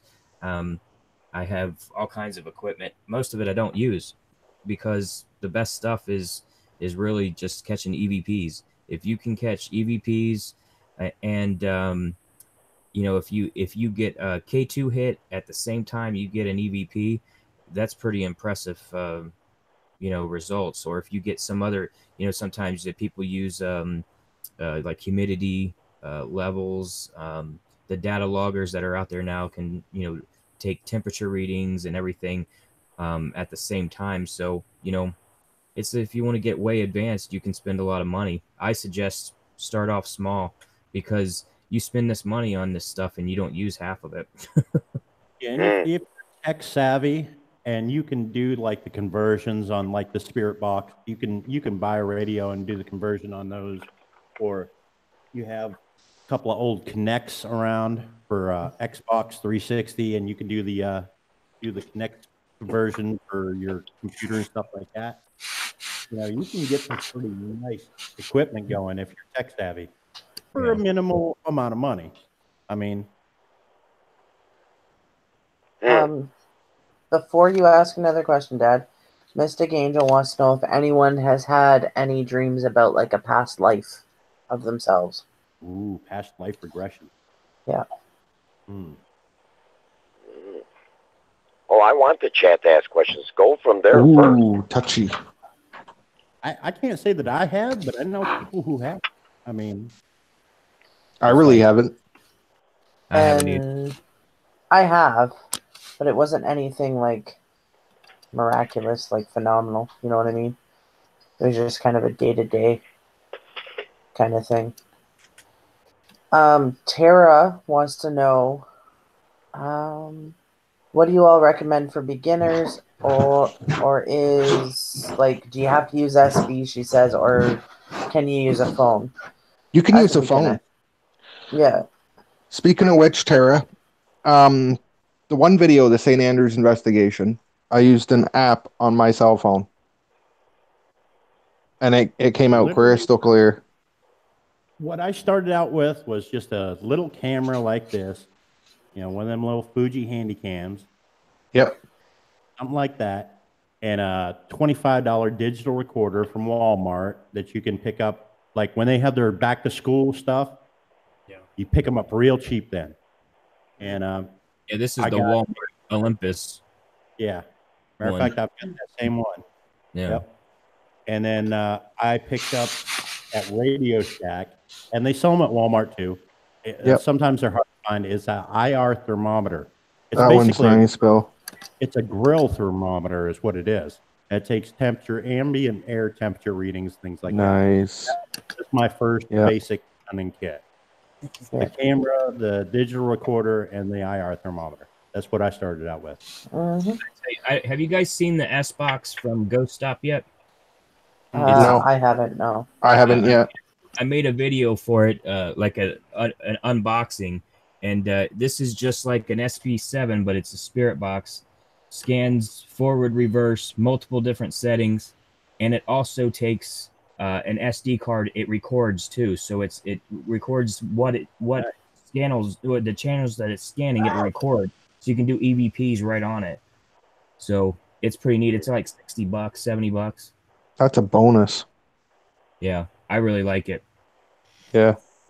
You do have another question. Oh, I do. Go ahead. City Girl, she wondered if has anyone gotten any tapping sound when someone is talking? I was hearing tapping when Ghost was talking. No. I didn't hear any. Probably wasn't paranormal. I have what they call restless Shit, leg internet. syndrome. Yeah. Well, no, I sit here and tap my leg, so you're probably hearing my microphone.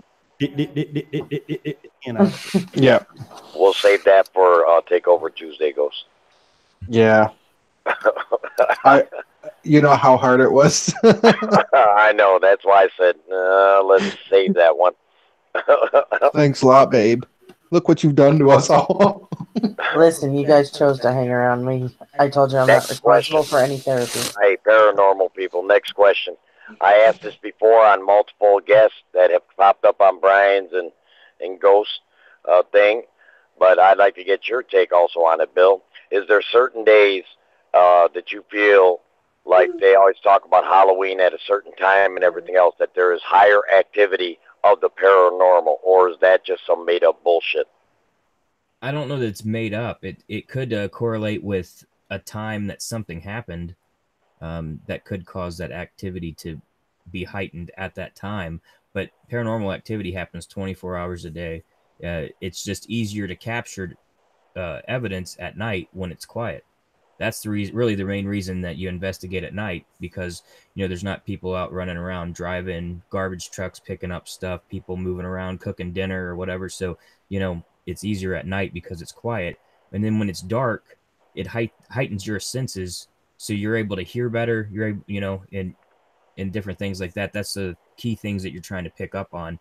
But to me, I mean, some people will disagree and say 3 o'clock in the morning, witch's hour or whatever. I don't really agree with that because I capture E.V.P'S 24 hours a day. Yeah, Yeah, a lot of I was going to just say, because previous guests, some have said yes, some have said no, some have said exactly what you said. It's 24/7. So it's interesting to get a take on how each paranormal investigator, what they've experienced and everything else. So that's actually pretty cool, that your answer. I like that. Thank you. I don't think it attributes to any certain date so much as like phases of the moon, times of the season, when the seasons change. I mean, if you're out in the woods and it's summertime and the leaves are on, sound isn't going to travel through those woods as well as it is in the fall when all the leaves are off. You know what I mean? I think people use like time of day and that to basically, it does heighten, you know what I mean? Yeah. And I think that's so much of what it is. Like, depending on your belief, I think if you believe that there's different veils for certain times of days, you know what I mean, that separate the times during the day, there's some religions, some people that will tell you that the veil is thinner at a certain time of the day. Yep. True. Okay, next question. Have any of you, while on your exploring, have ever had physical contact on your body while investigating? Not what you've seen, physical on your body, that something has happened, and describe how it happened and where this occurred. Who's going first? I can take it. Yeah, you go. We did an investigation at a private residence in Jamestown, New York. It was so intriguing that we actually did a follow-up investigation because I had my ear tapped. Something flicked my ear, and I'm sitting in a bedroom of an older elderly woman's bedroom that she had passed away in that room.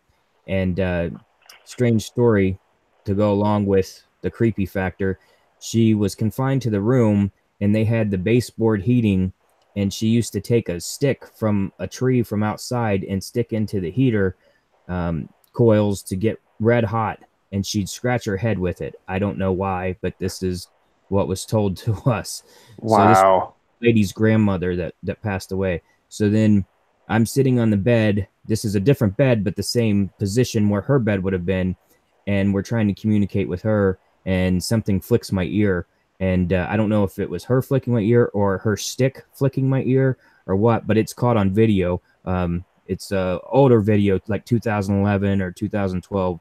Jamestown, New York, private residence is the title of it. You guys can go check it out. I had my ear flicked, and you can see me. I actually start rubbing my ear after it happened. It's pretty cool. Oh, wow. You're freaking phenomenal, dude. I swear to God. I love you, and I don't need, man. Am I really subscribed to you or not? Because you got some shit, brother. I'm pretty sure you've commented on a video in the past, but you better check it out. Yeah, I definitely got to check it out, because some of the shit you're telling me right now, you're giving me the fucking free willies. Oh. In a good way. Wow. Guys, if you're not hooked up with this guy down in the chat, please drop his link down. Coach, he seems so phenomenal. These stories are unbelievable. You guys got to hook him up. PSPR is really good. It's amazing. It's amazing the shit that he says and talks and the knowledge and everything else. This is downright nuts. Yeah, and he's not too far away. So we've actually been talking about hooking up and doing a couple collabs here, like this summer or something like that too. So maybe when Joe and Brian gets down this way, we can all get together one day. Yeah, I mean, yeah, the stuff that you guys that see. Here's a good question. This is a question I know has never been asked, and you guys know I always ask a ton of questions. That's why Ghost loves me up here, because I love to ask you guys this, because I am so intrigued by paranormal channels. I really am. If you're a paranormal channel, Lunatic Dad's going to love you. Now, what inspired you and what made you decide to even get into the paranormal and put it on YouTube?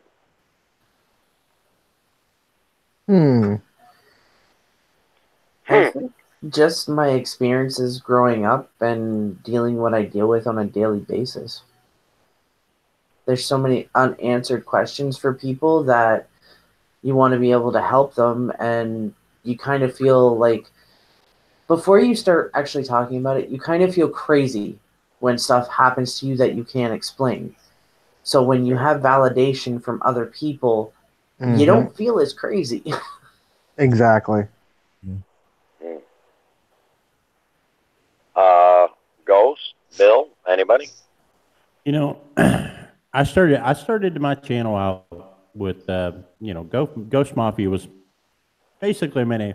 It's been a name for everything for me. Everything from my gamer tag on Xbox to a CB handle to paranormal investigations and all kinds of stuff.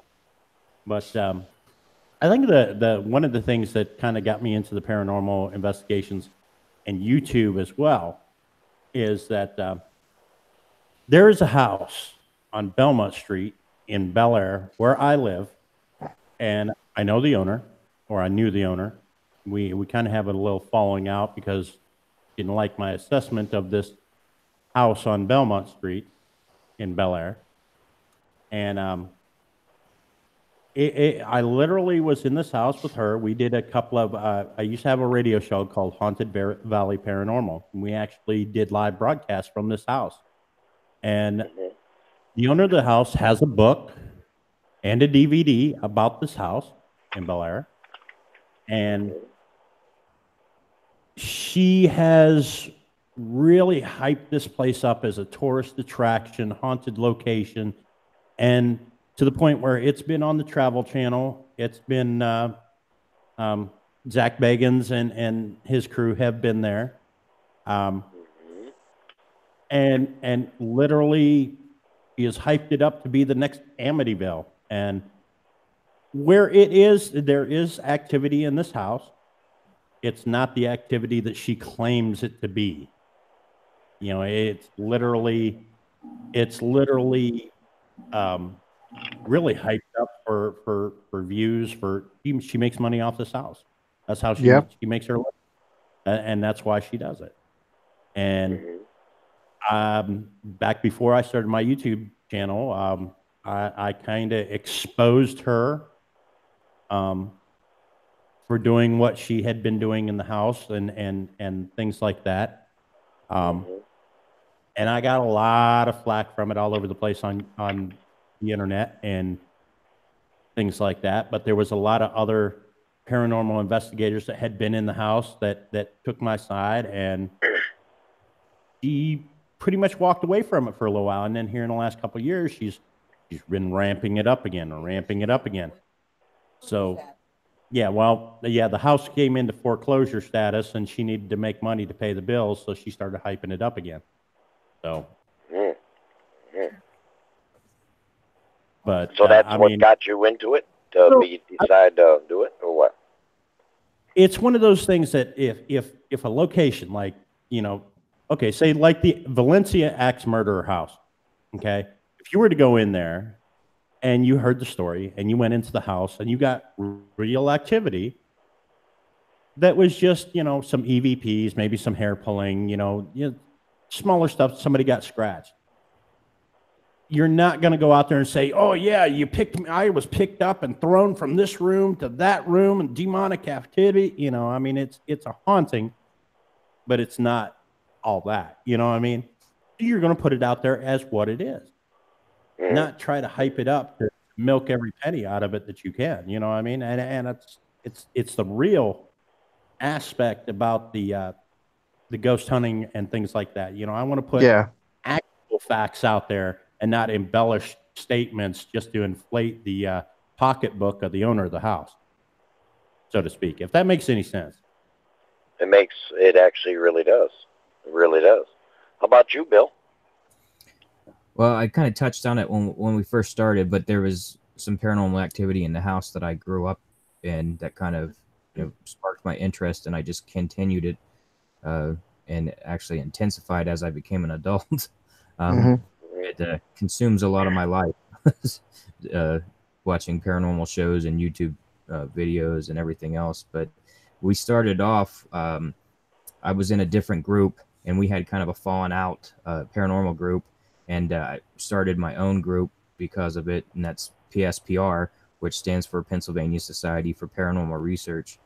And we just were taking and documenting some of our investigations and throwing them up on YouTube. That was in 2011. Well, we had some issues with me and a buddy of mine that helped me, was the co-founder of the group. He went through a divorce.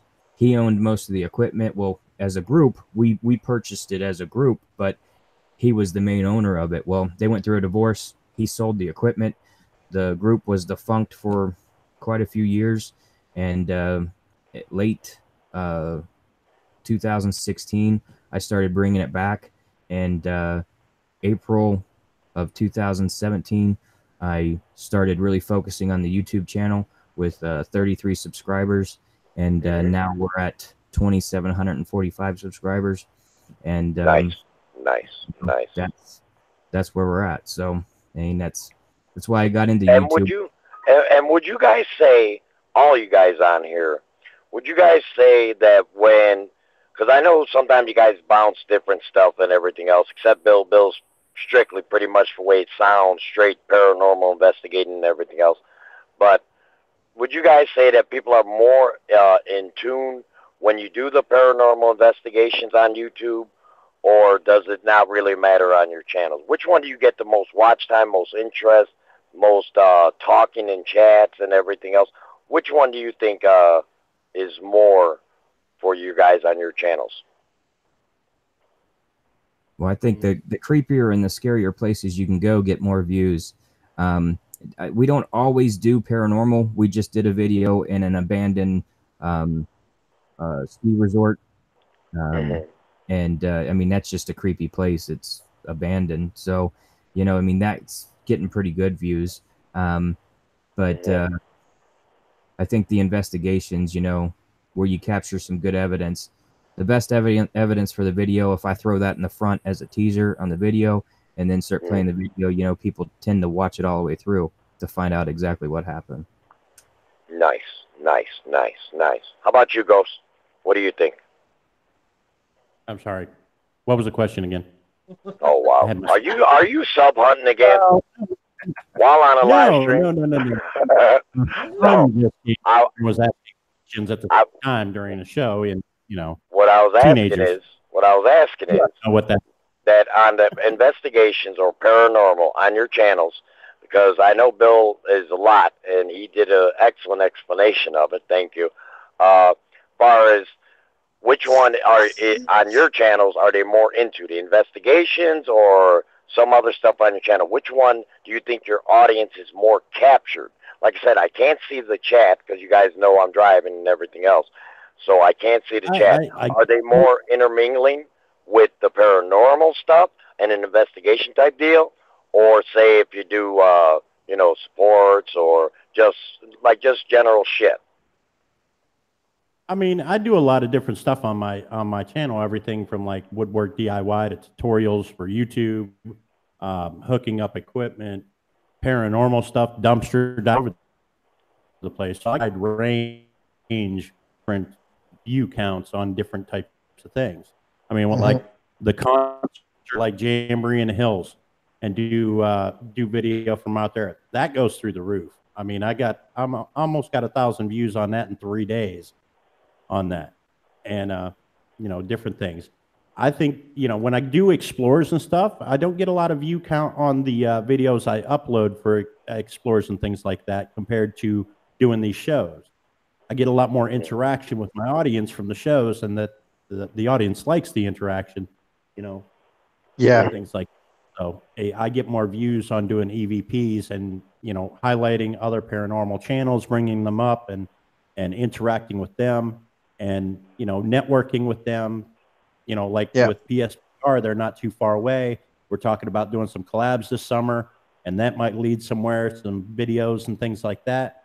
And it's all about building your channel, growing your channel, and getting your audience, where it wants to be.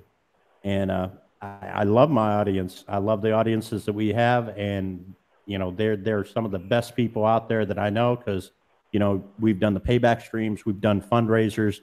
They always help out. They're always there. They're always supporting us, and it's the best audience on YouTube, honestly. And I think everybody here would agree. Yep. Brian, your thoughts process? Well, I agree with the other guys. That was helpful. You mean Bill? Yeah, That was Bill. Hey, I agree with Bill. I'm just getting to know Bill a little bit, and he's got me like excited behind the scenes here. Go ahead. It's awesome. I know. Take over Tuesday. I know, but seriously, Bill's really good. You're really good, dude. I'm not shitting you. Thanks, Ed. I appreciate that. You're pretty good too. Yeah, when I'm swearing or something, I don't know, but seriously, guys, seriously, Brian, I'd like you to answer that question, and JoJo, and then I got another question, because I don't know how much time that you guys are going. I have no idea. Oh, we got time. Oh, you got time? Oh, sure. Hey, you're working all night. Don't complain, old man. Yeah. But I'm purposely not moving my truck at all, because I got a good signal right here, and I don't want to come in and out and everything else, because you never know, the paranormal might come and get me. Go ahead. I would have to say anytime they do a live is when they're going to get the most interaction, because it's great and all, and you can ask questions in comments, but a lot of the viewers for this stuff want to answer it live. You know what I mean? Yeah. When you can interact live, they prefer it better. They love watching the videos, yes, and you get wicked views, but I find that they get a hell of a lot more views on the live.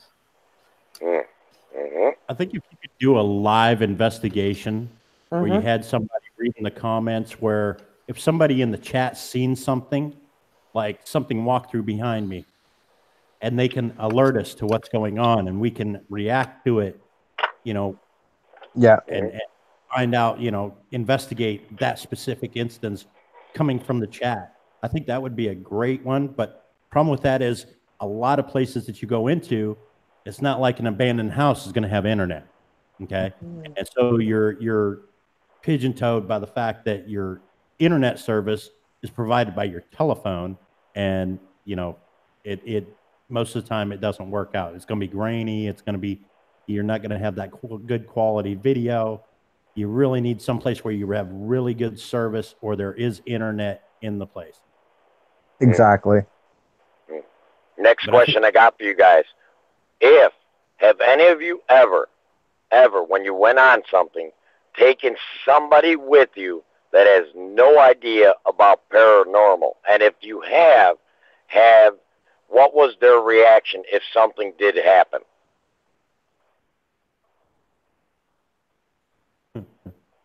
They'd be like, I'll be in the car. I'm going to run and cry and hide like a little schoolgirl. That was not my question. Okay, hold on. Ask the question again, because I'm watching the chat and listening at the same time, so I'm missing. The question I had: has any of you ever taken anybody that's not a paranormal investigator, just a simple Joe like me? Say you took me, and something did happen, and what was their reaction, and how did you react to how they acted? Yeah, I've taken my brothers with me. Yep. And I'm laughing because they're bigger than me, they're stronger than me, and they ran like a little girl and screamed louder. Something had and what grabbed made that happen? What made that happen? something. My brother said, my one brother told me that something had grabbed him and shoved him into my older brother, and my older brother said that something had scratched him. And when they tried to confirm it with each other, they both basically had like mental breakdown. Nice, nice. So two big boys got almost pissed in their pants, is what you're telling me. Yeah, they were willing to leave me in the building. Hmm. And then they couldn't figure out why I wasn't scared. Yeah. Hmm. That's like the one night us and Ghost were on a chat, and he had a figure walking behind him in the house. That was creepy. Actually, that was on a Hangouts call about, what, a week ago now? Yep. And literally, I was sitting here at my desk. I get the lights out like I did now. My wife had went in the other room. She had went to bed because she has to work in the morning. And I had my room shut over there and the door to the kitchen shut. So this room was sealed shut. And they said, something just walked behind you. Some kind of dark shadow figure just walked behind you. And just like about a minute later, my wife comes through the door and she says, what was that? I said, what was what? That was the call that we were all on. Yeah. Yep. I said, what was what? She says, somebody just said, hey, in my ear, and then a shadow figure darted off like it was going into your room. I said, well, these guys just seen a shadow figure cross behind me. So it's like two sealed rooms with a door closed in between them, and this shadow figure ran from her bedside where she heard something say, hey, in her ear while she's laying down asleep with all the lights off, TV off, and everything. And it darts through the door and through this room. And they seen it on the camera on the video call. Oh, yeah. All right, Bill. So you can actually be the second person to actually answer my question the way it was asked. Can you please go ahead and answer that question for me? Yeah, well, I have one of our earlier videos of this year. We went to a bar and tavern. It's called the Barracks Tavern. It used to be a Pennsylvania State Police barracks, and years later it changed hand a few times and it was a bar. And we took my wife's best friend with us. She is now part of our team. She's one of our investigators in training, but she was kind of clueless to the paranormal that night. She just was extra help because I didn't have anybody else that could go with us, and it was a large location. Unfortunately, nothing happened that she witnessed, but she was scared, just going in a creepy basement and spider webs and everything else. She did get scared and screamed a couple times. But I have had situations, because we've done ghost tours at haunted locations with 50 or 100 people show up, and we take them on tours and do little mini ghost hunts with them. And they're kind of amateurs, they're not really experienced in having things happen and having meters go off and actually communicating with spirit. So their reactions, are pretty funny, really, because they get really scared. A lot of people just want to leave. So right. That's pretty funny. See, that's how you answer my question, guys. Thank you. I appreciate that, Bill. Appreciate that, buddy. Hey, I love you, Dave and Brian. I just got to have a little fun. Oh, yeah. It's cool. It's fun having you up. No, don't tell anybody. I told you I'm scared to be up here. I've never been on a live stream before. This is very new territory to me. Okay, Dad. Okay, the next question. Oh, go ahead. Do the chat. Maybe they got some questions. Let them inside the chat. I don't want to overbear the chat. We actually took my daughter's boyfriend with us up to called the Hetherington Cemetery. Jacob Hetherington was the one that owned the Bel Air mine, and back in the 30s, 40s, there was a big mine explosion. Like 130 some people died. They're still buried in the hill outside the house. They couldn't recover the bodies. Yeah. There is a question for you, Dad. Walker Paranormal wants to know what your favorite paranormal channel is. Well, believe it or not, I got to say it. Brian and Ghost Paranormal, they actually are my favorite, to be honest, because that's the only one I've ever been on, because nobody else wants me out in public to be on their channels. I mean, I actually, no, seriously, I love these guys up here. I mean, it's no secret. They're literally my sons and my brothers and everything else. But, I mean, myself, I don't mind going up on panels and everything else, because this is one area that actually, forget YouTube. I don't even give a shit about YouTube. This is one area it excites me. I watch this shit. I'm not kidding you guys. Every day when I get home from work, I put on this shit on my TV, okay? And I just watch episode after episode after episode, and it just keeps on going in a loop.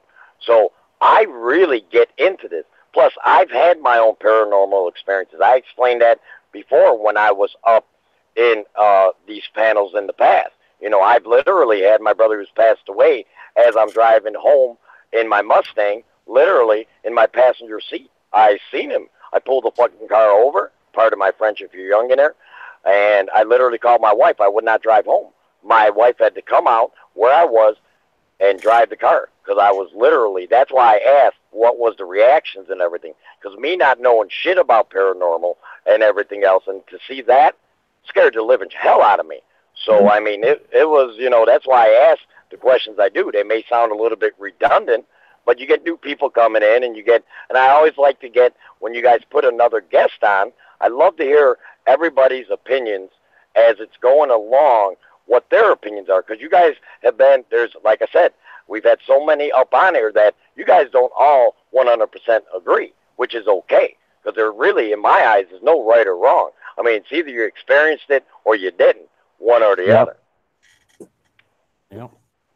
So before we go further, Country Girl Paranormal had a question as well that I forgot. Would any of you leave YouTube to have your own TV series? Yeah, I would. Lunatic Dad. I don't think I would leave. I mean, if you're going to do TV anyway, you have the option to keep your YouTube, so why not just do both? Right. Yeah, I'm with JoJo on that one. I probably would never leave YouTube, because look, you get into television, you might get 2 or 3 seasons behind you. I mean, Taps went for what, 11 seasons or 14 seasons, something like that.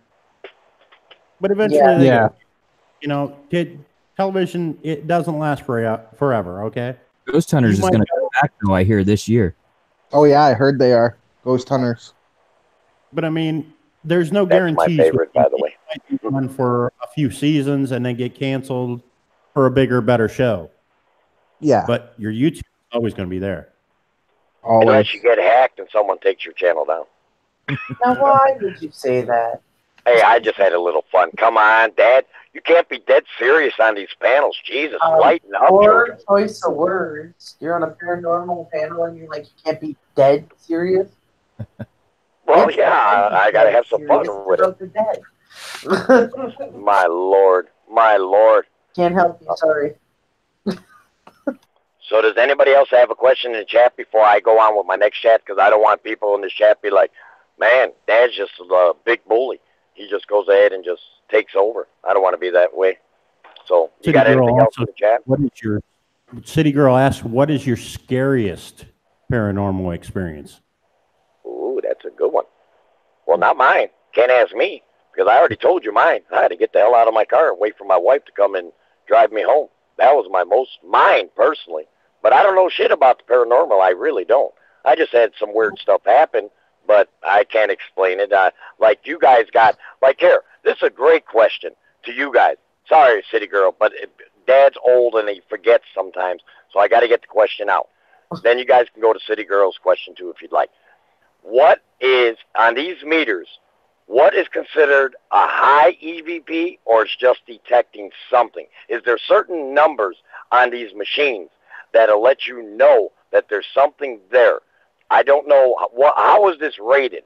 That, like, what is a little bit, a lot, medium, a lot? How do you guys tell the difference if it's, like, near you or anything like that? Is there any way you can tell that? You mean on the EMF? Yeah. On whatever. I don't understand your guys' stuff. EVP is electronic voice phenomenon. So it doesn't rate anything. It picks up the voices. The EMF picks up electromagnetic frequencies, which is the energy that's caused from anything like your TV, your radio, your body itself. Electromagnetic field. The EMF is they calculate it in milligauss. So on a K2, this starts at 1.5 milligauss and it goes to 20 plus milligauss. So, I mean, it's just different types of milligauss. The higher, the more energy it picks up, it's going to be a higher reading. Mm-hmm. And this is of course, the K2. I mean, when you go into a house, you want to get a baseline reading, which is like if you were to come in here into this room right now with a K2 meter, anywhere in this room and hit that meter, it'd be off the scale because I literally got 1, 2, 3, 4, 5 computers going, television, security cameras, the whole nine. This is a fear cage phenomenon at work in this room. Literally, there's so many magnetic fields and things coming off of all this equipment that I have in this room that it would be off the scale. You wouldn't be able to even use a K2 meter to ghost hunt in this room with everything going because the electromagnetic fields that all the monitors and keyboards and speakers and everything that's putting out, it would just be pegged.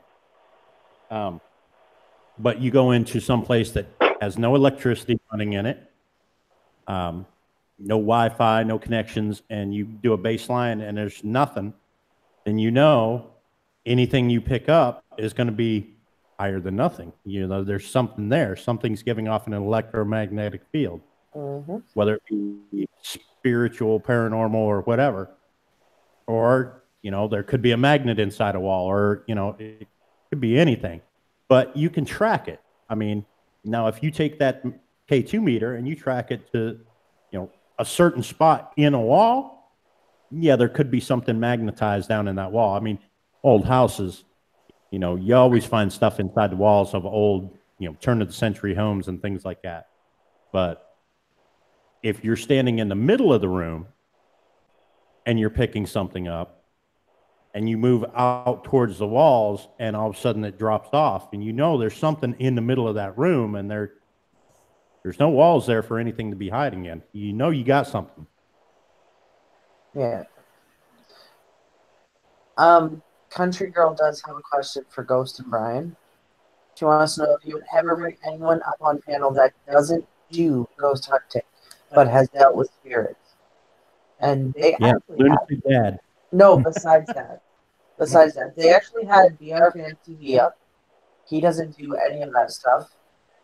His wife. We had Amy Whiting vlogs on here, which is Miss Green Thumb's daughter.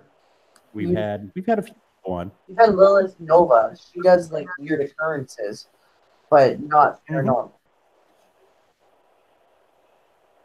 Yep. Yeah, the city country hard ass. Hey, Dasher. Hey, West Star Productions. And the random collection. Okay, what did I miss? Well, you weren't here, so we answered all the questions. Yeah, Dad. Oh, well, you know what? I did have to go out of my truck and actually do my job. Sorry I have to do that part. Oh, gosh. Damn EV people. What do you think? I'm a ghost that I can just come out of my body and lower my landing gear? No, I'm a human being with flesh. I got to go out there. Hell yeah. Okay, since you guys are such smarty pantses, I'm going to put you on the spot. Do you believe the people that are on YouTube that do these spirit boxes are a hoax? Ooh, look at that. That was a rough one. Bill's going to be like, man, I ain't coming on Dad no more. This guy gets straight to the freaking, he just goes for the jugular. I think it all depends on... It's hard to fake a spirit box. Yeah. Yeah. You cannot fake those. It's hard to fake a spirit box, but a lot of the people that are doing spirit box stuff may not be aware of what they're doing. Anytime that you do anything like that and you're trying to make contact in any way, shape, or form, you're invoking, okay? Which you do it enough. If you're sitting in your living room every night live streaming, doing a spirit box session, it's just the same as slapping down a a Ouija board and inviting things in. You know, you might as well just open up your door and ask a robber to come in and steal your television. I mean, it's just the same.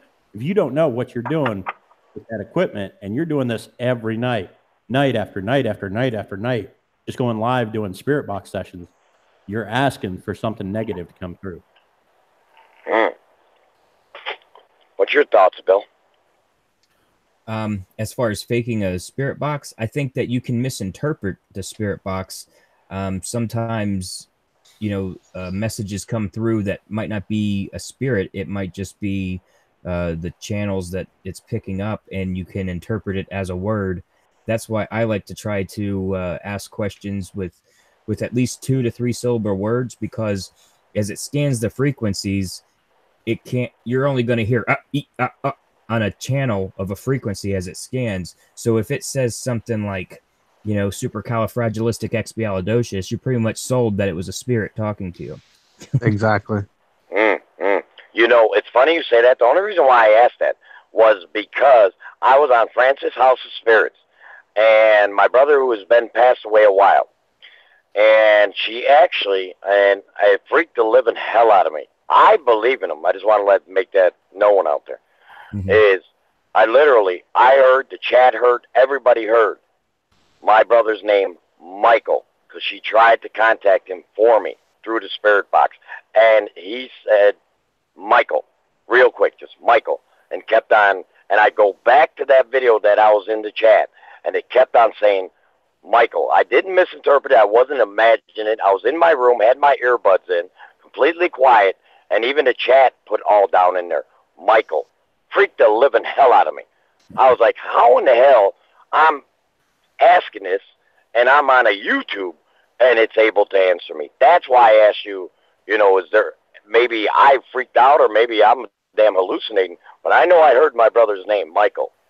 Well, communicating with spirit is an interesting thing, because we work with a psychic medium that I really was kind of skeptical. I'm skeptical about a lot of things when it comes to ghost hunting.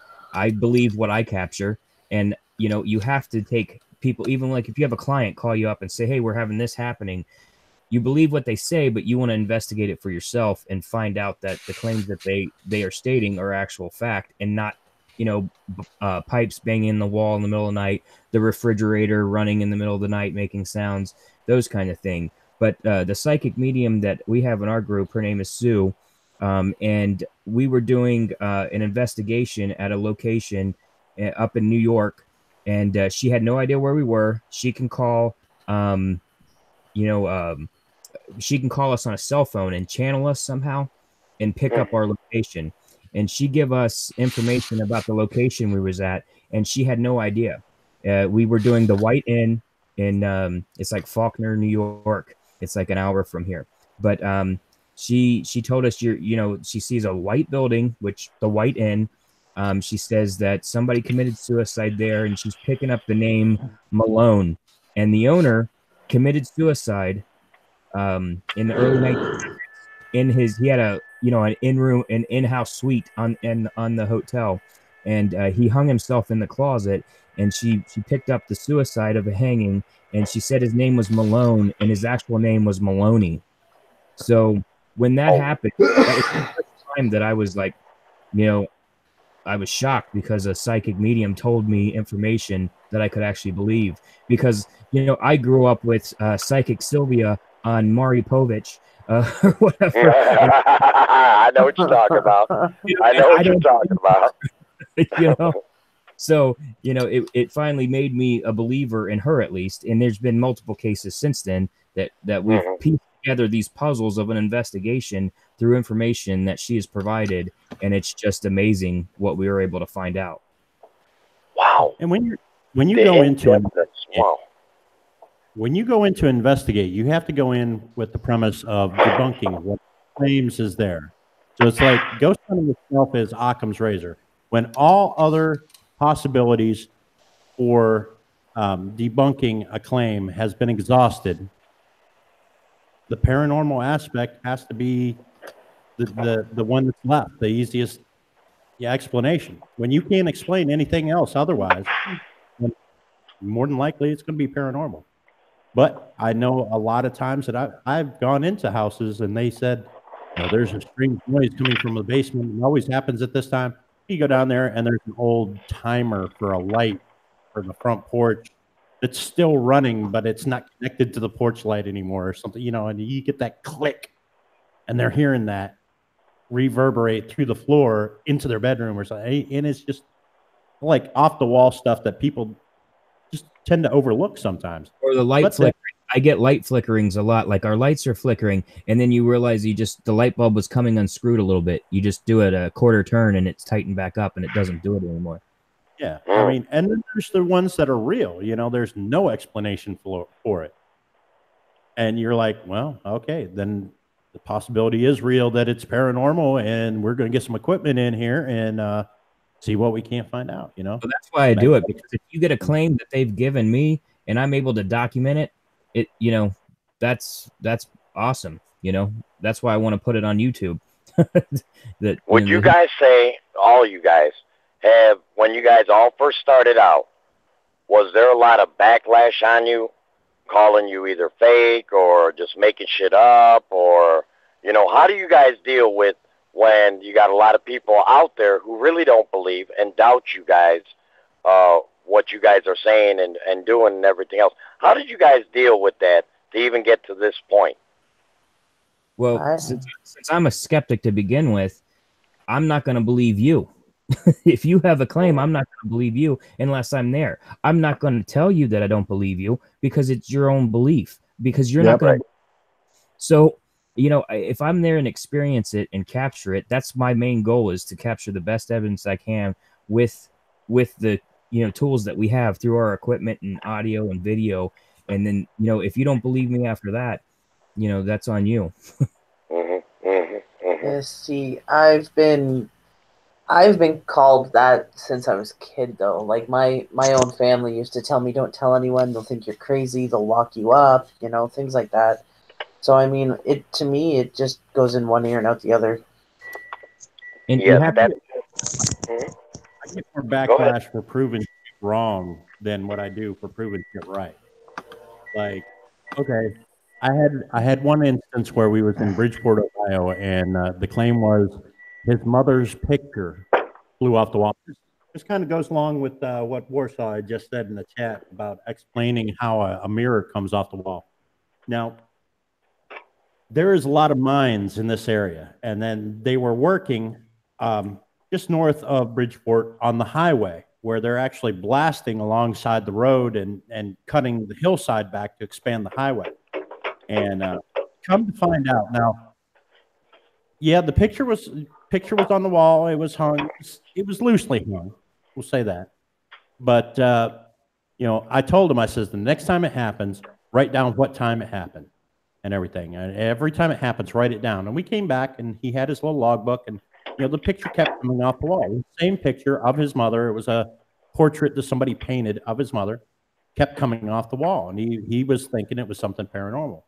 Well, I took the documents that he wrote down, the times and everything, and I checked them against when the blasting times were for the highway expansion, and they coincided.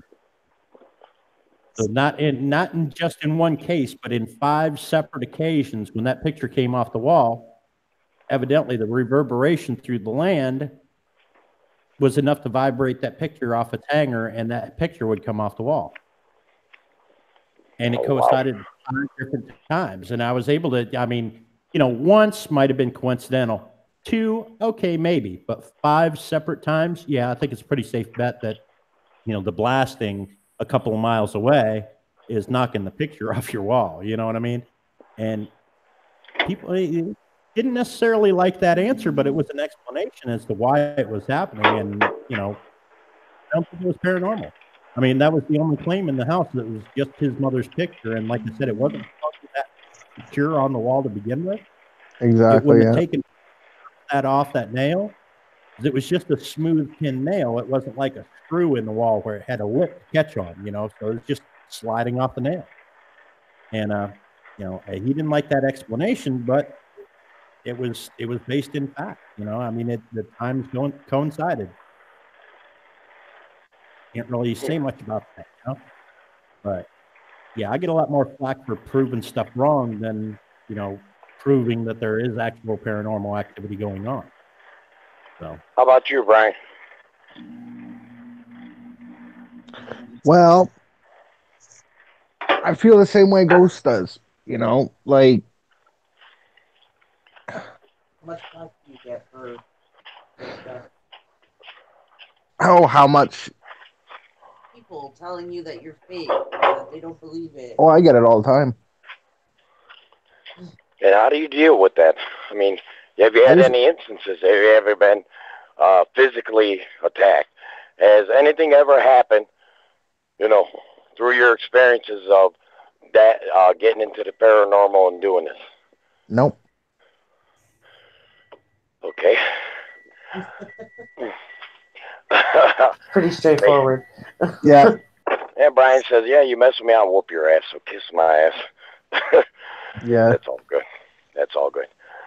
Oh, man, I just had to do my trailer. Ask a question in the chat. I got to catch my breath if you guys don't mind.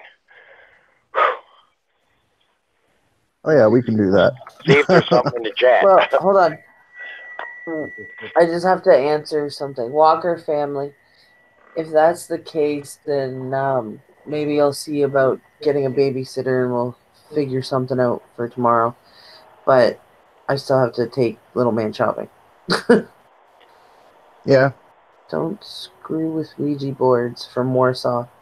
No, never touch them. I don't believe in touching a spirit board at all. Easy to come by, but I would never use one. Walker Paranormal, that is okay. He's just working. He's unloading a trailer. Yes, I am. Told you. Oh, Deggy. You ain't supposed to know this shit, girl. You ain't supposed to know this. He's just getting old, guys. Give him a break. You know what?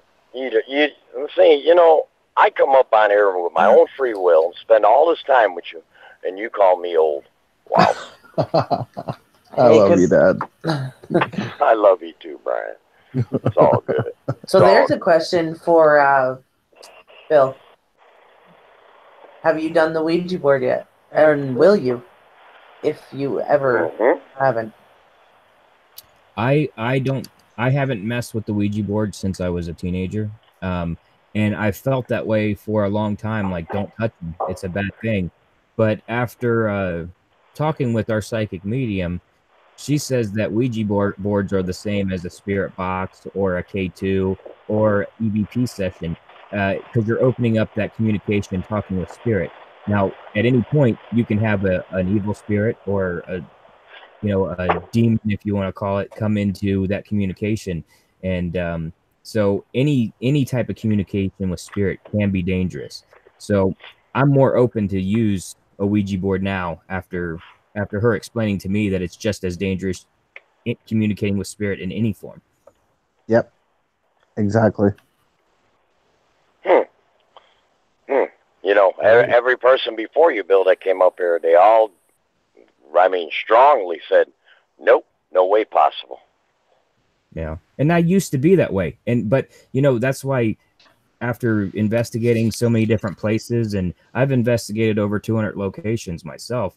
So after you go to all these places and you see, I've sit in a dark dungeon basement for 2 hours by myself and nothing has happened to me. So some people won't go these places because they feel like they're going to get some type of attachment or something. I'm also an ordained minister, so I feel a little more safer than some people do. So, well, can you bless me from not swearing anymore? Because I freaking swear all the time. Hell yeah, 50 likes, 51 likes on this. Doing good. I remember the old chant, Bill Bloody saying, Mary. You know what? You're one of them that got through them damn gates of hell, and we can't put your ass back, so I guess you're stuck here. This is your purgatory. Shit. I got to have some fun. You know me. Gots to. Next question I have for my beautiful panel. Leading up to what you just said, Bill, it's amazing. It's like you're almost like reading my mind.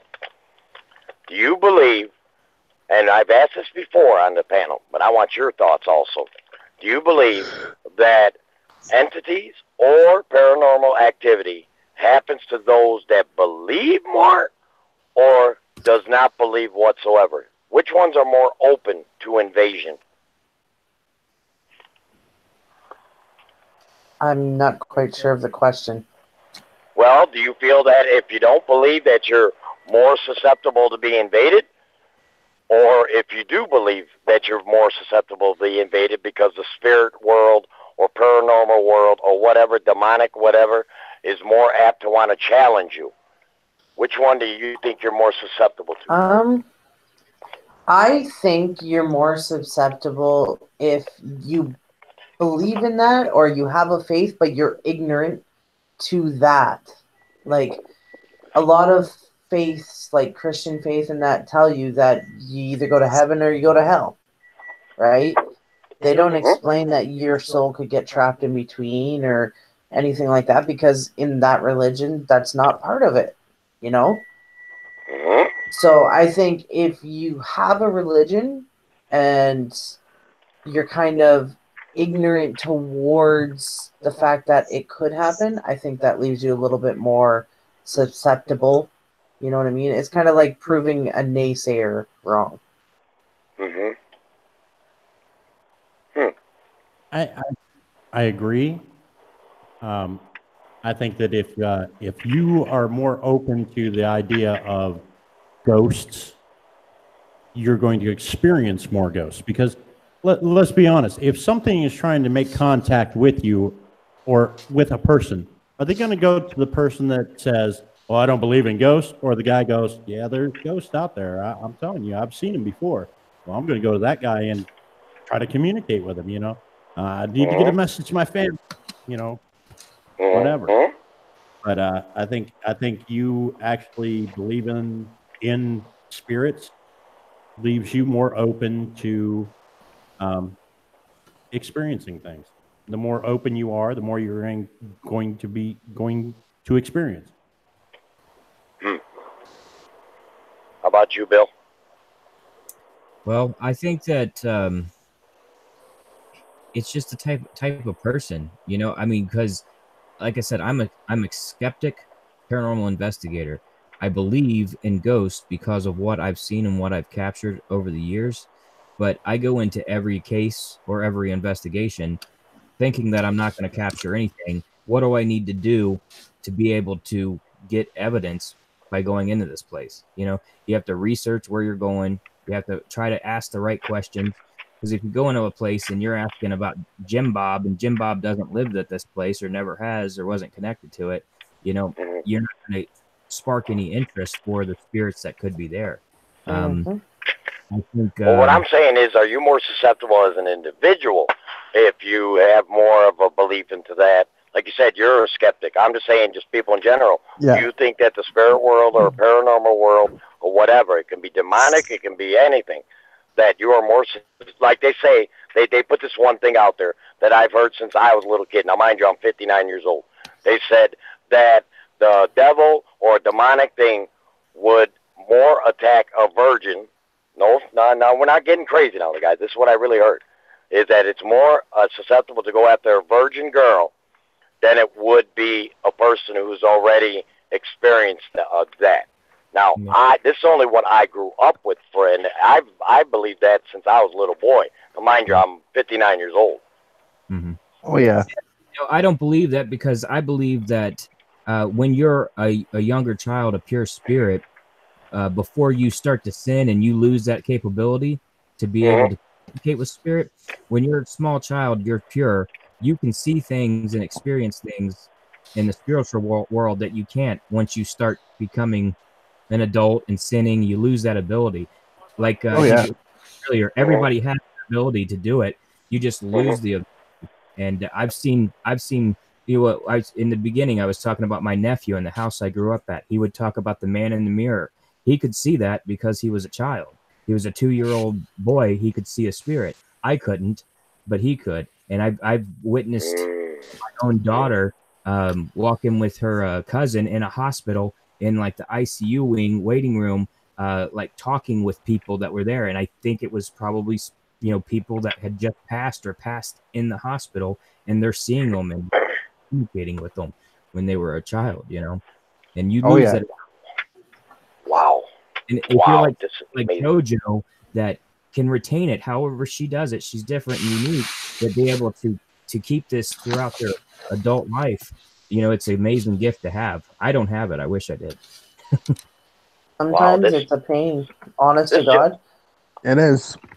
Bill, I I hear- just want to tell you, I got to say this, and I know I'm going to get a lot of people unsubscribed to me that's been on this panel. I got to say it. I have to say it. I'm sorry, but this is one of the best freaking answers I've ever had on a panel, ever. And I've participated on a million of them. Mahalik, Michalec. Seriously, you got me totally like, it's almost like as if I want to just like, when we're out there and in the future or whatever, just like talk to you. It's like, dude, you have no idea that how much you're like fascinating me right now. If the people down in the chat don't subscribe to your channel, after the way you're talking and describing and getting in depth and all the stories and the knowledge, people, you lost your damn mind. Jesus. Exactly. I'm telling you, this guy is freaking phenomenal. Well, Wow. I've been doing this since I was a teenager. I just turned 42 in October, so Oh, you're a young buck. People don't know that I'm that old. They think I'm a lot younger. My wife's 10 years younger than me, so she keeps me young. Haley. Now, if you were on a Takeover Tuesday, yeah, we would go on a different level on that one. I don't know if you've ever seen us on Takeover Tuesday, but it's not the most. You better be at least 18 or older. That's all I can say. No, but seriously, Bill, I mean, this has really been a joy. I mean, really, it has. I need you guys to come over to my channel. Then I'm going to start doing some live streams. I need some watch hours, so you guys can come over, hang out, and we'll do some hangouts. Well, you have me in a hangout now, brother. You got me in a hangout, so just shoot the damn message. Hey, old fart, Dang right. you available?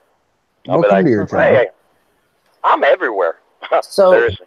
Warsaw did want to know if anyone up here has tried the Bloody Mary ritual and if you believe in it. I don't believe in it. I have tried it. And I don't believe in it. I've done Candyman, too. That's not real either. Charlie works. That almost went in. That almost went into my very next question. Warsaw Patriot, I love you, kid. I love you, man. He went into right in. It's almost like Warsaw, like Red Lunatic Dad's mind. What ritual do you believe is a bunch of bullshit that it's just myth and not? I mean, it's just a myth. There's no truth to it, and it's just hogwash. What? And name me the top 3. I'm not gonna let you get off the hook, and I want an answer for every person on this panel. Top 3 myths of paranormal that's bullshit. What? The ghost. I know. Okay, so the ghost paper challenge. That's bullshit. Yep. Okay. I don't know if you know what that is. You basically write a question. There's a little chant thing that you have to say beforehand to kind of access the other world. And you write your question. You leave this paper and with the question on it and a pen or a marker next to it. And the ghost is supposed to suck it under the door. And then they'll write an answer and send it back to you. Almost like really bad mail. But that one is faker than fake. I'm sorry.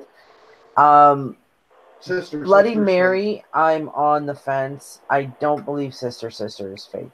I don't. I think it all depends on your belief. Because again, if your belief is strong enough, you can pretty much welcome anything in to contact you. Okay? Yep. I just don't think that the Ghost Paper Challenge is real. I think when you look at it on these videos, there's got to be someone behind the door. I don't care what anyone says. And all these videos are edited. So, of course, they're going to cut out the section.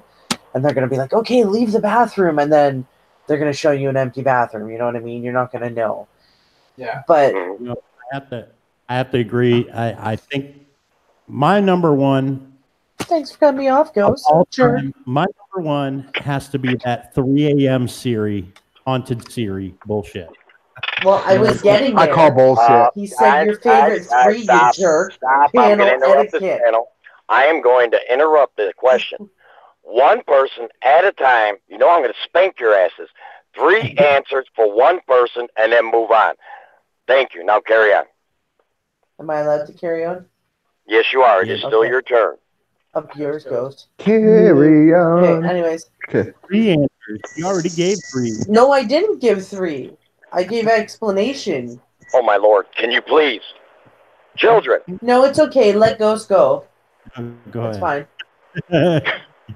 My Lord. Because he's so hungry, panel there. Tell OG. OG is going to whoop all your asses. Going to leave a diaper for you. Oh, gee, leave one for Papa. Big stinky one. I've never heard of the Ghost Paper Challenge. That's a new one. Yeah, on go me. watch J Station. Go watch That guy's fake. Stromedy too. Stromedy was the first one that did it, and then J Station picked it up. But it's There's so faker than many- fake. Oh, Bloody thank you. Mary, I would say, again, I mean, I haven't had any success with it. I would call it fake from my personal experience. And I don't know. 3 a.m. challenge, so I agree with Ghost on that one. Yeah, that 3 a.m. Siri, that's, oh my God, that's so fucking stupid. Yeah. Yeah. Okay, now it's your turn, Ghost. Go ahead. It's your turn. 3 a.m. challenge theory. Slender Man. Okay, Slender Man is all made up. Is all made up. Take it back. Yeah, 3 a.m. Siri. And what's the one with not Siri, the other one, the Alexa. Oh, Alexa, it's the same damn thing as Don't get me Siri. started. Shut It's up, the same- Brian. It's not your turn. pretty much, but it's like Alexa will do it any time of the day if you say the right shit. And it's like it's all pre-programmed. It's all encoded. Somebody did that. Somebody hacked it, put that in there, and somebody hasn't caught it yet. I don't know. It's just like it's just ridiculous.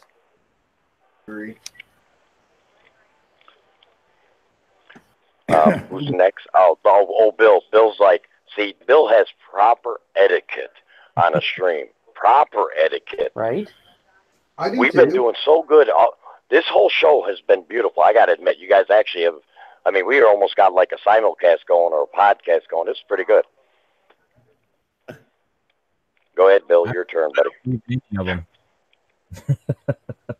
I mean, everybody's pretty. Did I stump the legend? I don't believe in any of it. I don't think any of it's real. I mean, I know that some of them are psychic medium. She actually we have up in New York, Lilydale, New York, is like it's like a kind of like a psychic college basically. Every fall they have all these psychic mediums come from all over the world and practice and learn new techniques about communicating with spirit. She goes up there and they have like where they put like a pencil and paper down and cover it with a blanket and spirits can leave messages. She believes it's real. She says she's seen it happen. Spirit has wrote messages and wrote names and things on the paper. And then there's also one thing where they'll have a spoon and you rub a spoon and all of a sudden before you know it, the spoon is like curled up like a pig's tail. And it's like spirit energy does that. She said she's penny. I don't believe it. She's seen it, so. Wow, that's crazy. I've seen this stuff on the spoon bending before. I've seen like, and that goes clear back to like Harry Houdini type shit. Like, yeah, he did all kinds of stuff like that. Well, he was out. I don't know. Believe in spirits, and he was out to prove that spirits didn't exist. And he would show you all the parlor tricks on hooking a fishing line to a bottle across the room, and then you can say, if your husband's in the room with us, move that bottle over there, and he would move his foot that the string was hooked to, and it would cause the bottle to move. And he would teach, people would believe that spirits were communicating with him, but he was just doing it to show that it was all. There's my truck, guys. So, screw your paranormal. My truck just ate you. Hey, one time we were on a panel, I believe it was with Lou Rock, and I was asking questions. I was driving in a pure black road going out to Iowa, pure dark, pure dark. And all of a sudden, I heard something come across to me only, the person asking the questions. And I thought Ghost was messing with me, or Brian, or Joe, or one of them were messing with me. And they all swore that they never said nothing. It was completely quiet. And the thing said my name in my thing, in my ear. Freaked the living shit out of me, because I was the one asking the questions. Do you believe that if you do dabble, you guys, this leads to my next question. Do you guys believe that if you are the one that is being so inquisitive, that a spirit world or whatever, paranormal, whatever you want to call it, is more apt to try to communicate to the person that is very inquisitive? Let's put it that way. Yeah, they could. Thanks a lot for that answer. Jesus. Like you think? Hold on. You asked if the spirit's going to go to the person that's most inquisitive. Yeah, like, no, not the most inquisitive. I'm saying is like that day. Remember when I freaked out when I was driving, and I was telling you guys, quit messing with me? Why did you do that? You know, because I was driving on a pure black road, dark and everything, and I literally freaked out, and I'm driving my truck. And you guys all swore that it wasn't you. You guys didn't. Nothing was said. Yeah. And it freaked the living hell out of me. It was like a very deep, like a growling type, my name. And it came over my earpiece as I was driving, and it freaked me out. And ever since then, I like to be on the panels, because I just got to, you know, maybe I'll get it again. Growling. Shut up, Ghost. You better shut up with that damn fake shit. I know it. I know it's his damn, his makeup voice thing. Okay, so then what's the real question? I'm not quite understanding what you want us to answer. Is people who are like myself, that have no idea or whatever, but is very interested in the paranormal and always asking people questions about it, are they susceptible to being, now I wouldn't say attacked, I don't know what you want to call it, but contacted, communicated to, or what? I don't know what. I think because I think you're not fully closed off from it, hence why you can see them and stuff like that. I think that's like once they know, this is my belief, okay? Once they know that they can communicate with you, that you can see them, or you can feel them, or you can hear them, they use that. Because, like everybody else, they just want to be heard. You know what I mean? So I don't think it's really so much your belief system that they're going for. It's the fact that you acknowledged them. I think in your particular case, Dad, when we're on panels and we're talking about this, and you're kind of opening up a little bit, and you're like, by the time we're done with this live feed, you're going to be to the point where your senses are heightened to a certain extent. You're kind of open to the thought of things happening around you at that point. It lets your guard down a little bit for things to happen to you more. Now, the more you start to do other things and take your mind off of what you were just talking about and things like that, your guard tends to go back up, and you're less likely to have something like that happen. But when you make yourself aware of things like this that actually happen, it kind of takes down your guard and opens you up to the possibility of something happening to you. And it's kind of like going into the woods at night and having your vision restricted, your other sight and your other senses heightened. Okay, your hearing becomes more astute, and things like that. You get the cold chills. You feel the air on your arms and things like that when you're in a location where it takes away one of your senses, and your other senses pick up and compensate. So when you are talking with us about the paranormal and things, it literally makes you more self-aware of the surroundings around you and heightens your senses a bit. Exactly. Yep. Yeah. I was gonna say, because that's the only time whenever we do these panels, I get like weird feelings sometimes. You know, I just thought, you know, maybe I'm just like psyching myself out. You know what I'm saying? Like, I'm hearing what you're saying, and You like are, this one, and you're gone. with Bill, some of his stuff he's saying, man, my shit rose multiple times, and I'm like, holy shit. I don't know how to explain it or whatever, but I do believe myself that, you know, I mean, because me seeing my actual brother, evidently I am opened up to it at a younger age, but I don't focus in on it. You know what I'm saying? I think if you focus in on the paranormal on a daily basis, like with Bill and you guys, where you like are paying attention and everything else, that you're more apt than say I am. Because like you said, tomorrow we won't be talking about the paranormal or whatever, and I'll just go on with my day and everything else. And you know what I'm saying? Where I think I'm just hoping that it's not something that like I'm freaking myself out. You know what I mean? Candy Kisses had a question earlier on that we didn't get to, and she wanted to know if we believe in Dybbuk boxes. I personally do. I think that they're not to be messed with, and I fully believe that all these big YouTubers are faking it when they open up these Dybbuk boxes, personally. But I do believe in what a Dybbuk box actually is, and I do not believe that it should be used as a toy or anything of that sort. What is a Dybbuk box? Remember, I have no idea what you're talking about. Okay. I'll fill you in on the history of the Dybbuk box. There was a fellow, I forget where he was, but he owned it's kind of like an antique shop. And he went out to a yard sale and he picked up this, basically it was a wine box. It had the grapes on the front of it and everything else. And it was bound with a ribbon. He picked it up because he thought it would be a cool keepsake kind of thing to sell in his antique shop. He took it back. He opens it up. And strange things start happening, like bad shit starts happening. Blowed out every light bulb in the shop, and all kinds of shit started happening. And he didn't know it was attributed to this box. Well, he cleaned the box up and he gave it to I want to say his mother or something like that as a keepsake. This stuff stopped happening in the store. It started happening with his mother's house. She realizes that there's something going on. Closes the box, brings it back to him.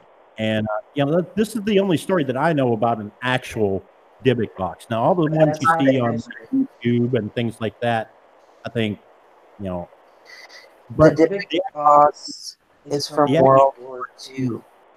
It is not from some store or anything like that. It was something that the Jews did. It was basically a way of cursing the people that did what they did to them.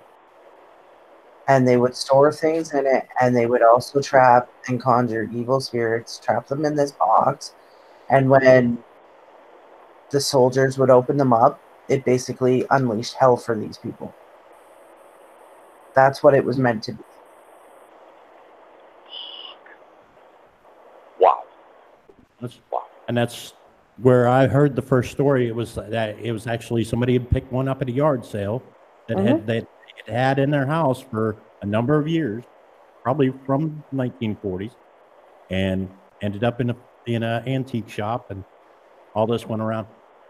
Now, the actual Dybbuk story is actually a Jewish tradition type thing, and it goes back to their religion. So it's Bobby, we gotta do our religion. We gotta buy Dybbuk boxes. You son of a bitch. You son of a bitch. Whoever did that, you suck. Holy fuck. Whoa. You're a jag.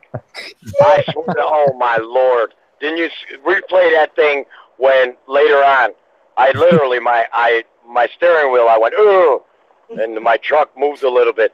You son of a bitch. You suck. Oh, wow. Wow. Oh, man. Scared the living hell out of me.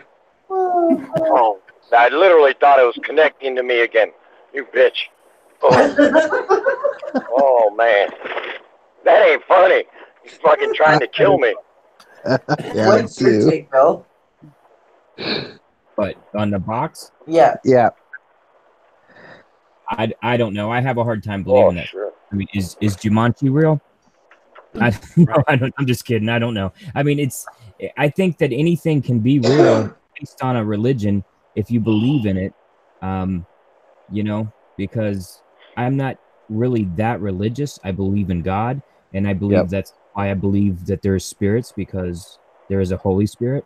So it makes sense for them to be spirits everywhere. We have a soul. Our soul becomes spirit after we pass.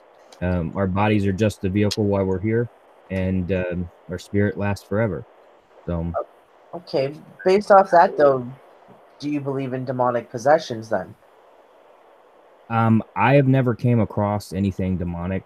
Not to say that it doesn't exist. I do believe the Catholic diocese has documented roughly 7 or 8 cases of it. So I believe them.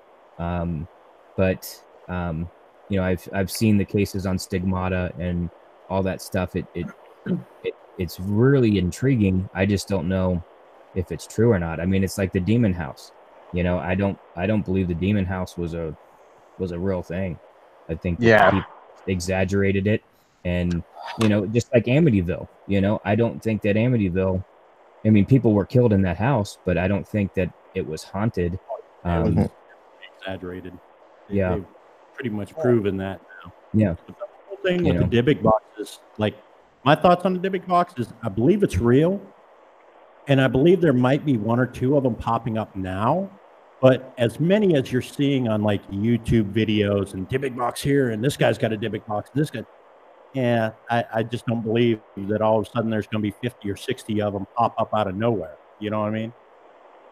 It doesn't seem credible. It can be voodoo, it can be black magic. I mean, those people that practice those rituals and things, they believe that it's real. And some cases It's not. it works, but I don't know if it is or not. I mean, personally, I don't believe in it, but I don't really try to communicate with evil or demonic spirits. I'm always just trying to communicate with people that want to communicate and maybe share a message from the past, or communicate with somebody that they want to communicate with that they didn't get to before they passed away. Yeah, like a loved one. Yes. Yeah. I think you mess around with that stuff, eventually it's going to get you. Yeah. Yeah. Now, Warsaw wants to know if anyone believes in hellhounds. Again, that's something I do believe in. Never seen them. We have. Next question I got for you, lovelies. And Brian, I swear to God, wow, you suck, man. That was bad. That really was bad. I love you, Dad. No worries. You may love me, but you almost gave your father a heart attack here. But I'm just getting over it now. Huh. Well, anyway. Yeah. When you're talking about, as you said, you don't dabble with anything demonic or anything, but has anything tried to, which was demonic on your exploring, on any of you guys, even though you were not looking for demonic or anything evil, has it shown itself to you at any point in time, even though you weren't looking for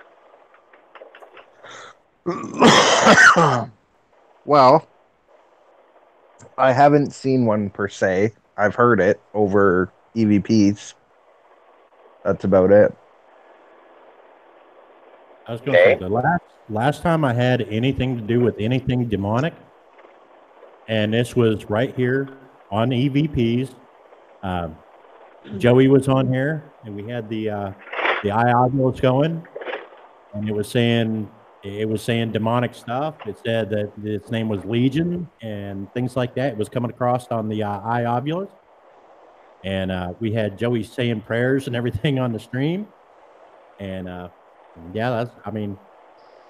ended up shutting off the eye obulus and cutting communications and saying prayer and covering the obulus with the St. Michael's prayer card and the whole nine.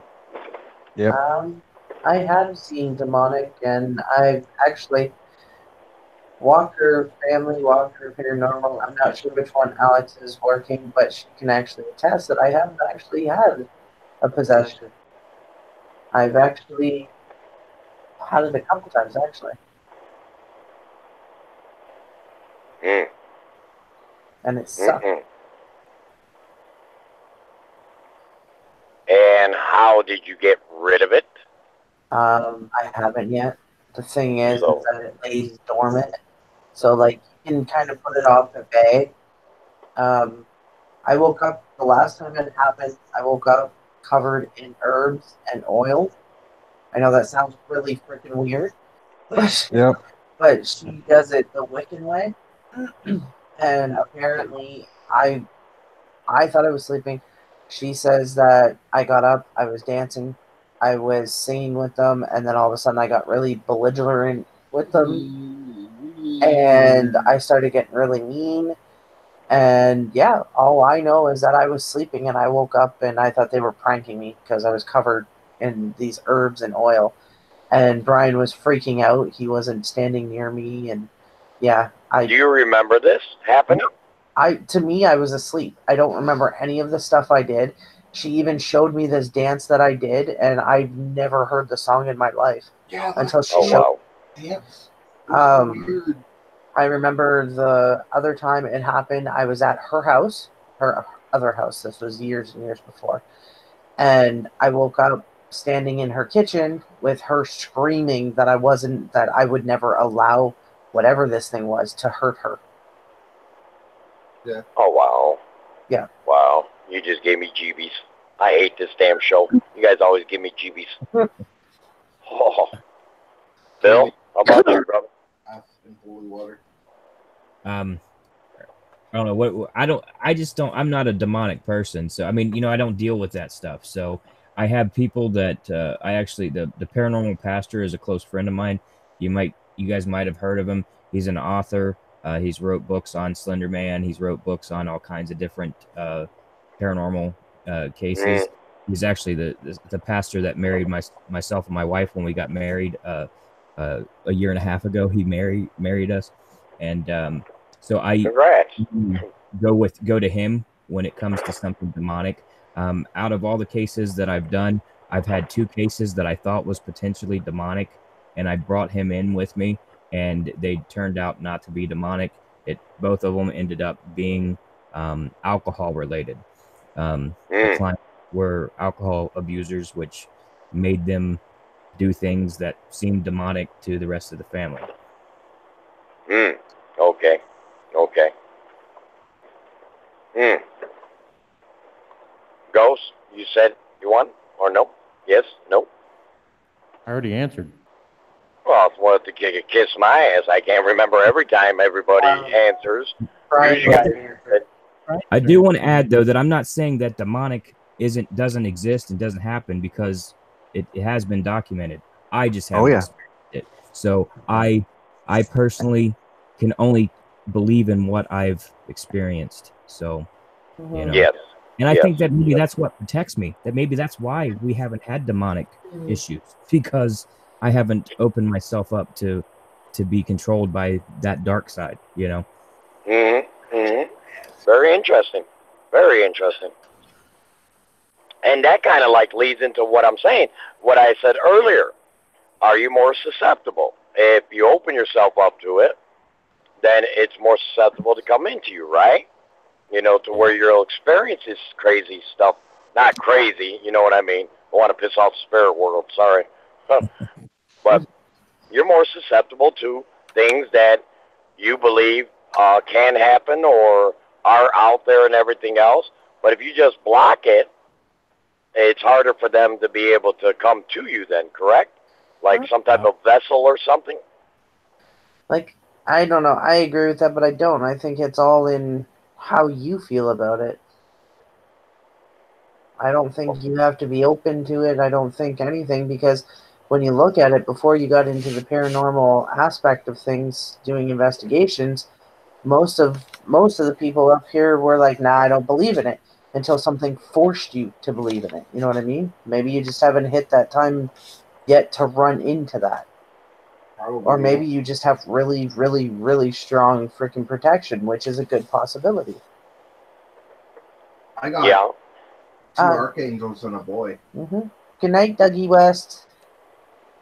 Every person out there have different views and different levels of how open they are to things like this. You know what I mean? And it's just like children that are like under the age of 13, they still have an innocence about them, which leaves them susceptible. The world is new to them still, and they're open to new possibilities all over the place. They've not experienced adulthood yet. They've not experienced life. And they're seeking knowledge, and they're open to interpretation on everything, which leaves them wide open to experience a lot more. Where as adults, we're more shut off because we've experienced so much in our lives already. Yeah, see, that's what I that's how I believe it. I believe it that the pure spirit is the child. And once that pure spirit becomes a sinner and you start to sin, you start to do things that are sins, then that's when you lose that ability. I don't know if anybody else believes that. That's how I feel about it. I believe you're born with original sin. That's that's on religion aspect, because I am a Roman Catholic and proud to, even though you wouldn't know by the way I swear all the time, but doesn't mean that I'm not a religious type where I'm Bible thumping and everything else. No, I just wear it on my sleeve and how I act out in society. That's basically it. See, I don't think that sinning is what causes that connection. I think ignorance is what causes the disconnection from that. As a child, you're not ignorant to things. You soak in as much as you possibly can. As an adult, you start to pick and choose what you want to believe. Right. You know what I mean? Mm-hmm. Completely different. I don't think it has to do with sin at all, because if that was the case, then how do you explain mediums?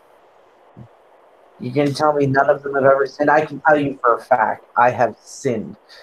Well, that's where it comes back to how you're spiritually connected with whatever your religion or higher power is.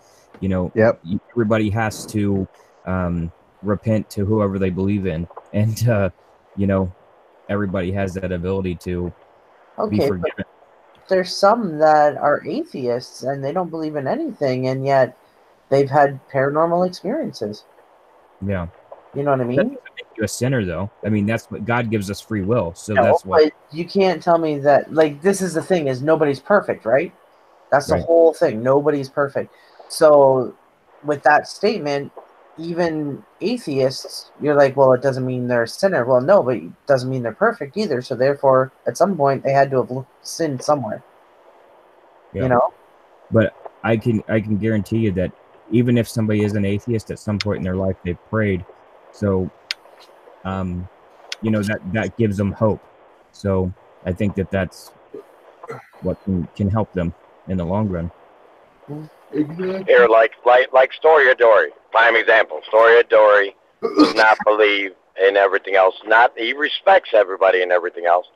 But everything that happened with Ruth Ann and everything else with his wife having a stroke and everything, and everybody was praying for him, he says, I appreciate your prayers.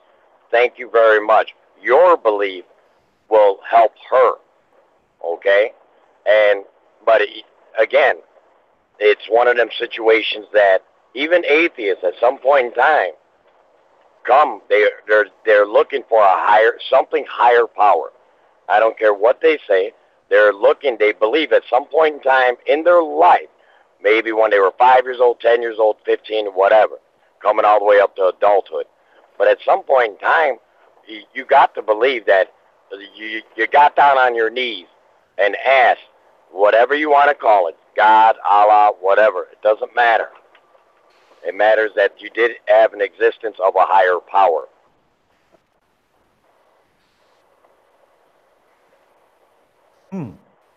Wow. So religious talk got everybody to be quiet, but let's talk paranormal. I agree. Evidently they were like, all right, Dad, you need another question. Moving on, truck driver. But I think Dad was trying to say is whether there's a God or whether there's not a God, there's a universe out there, and there's something there, whether it's a balance of good and evil that has to be upkept by karma or whatever you want to call it. I mean, you put out positive energy, positive things are going to come back to you.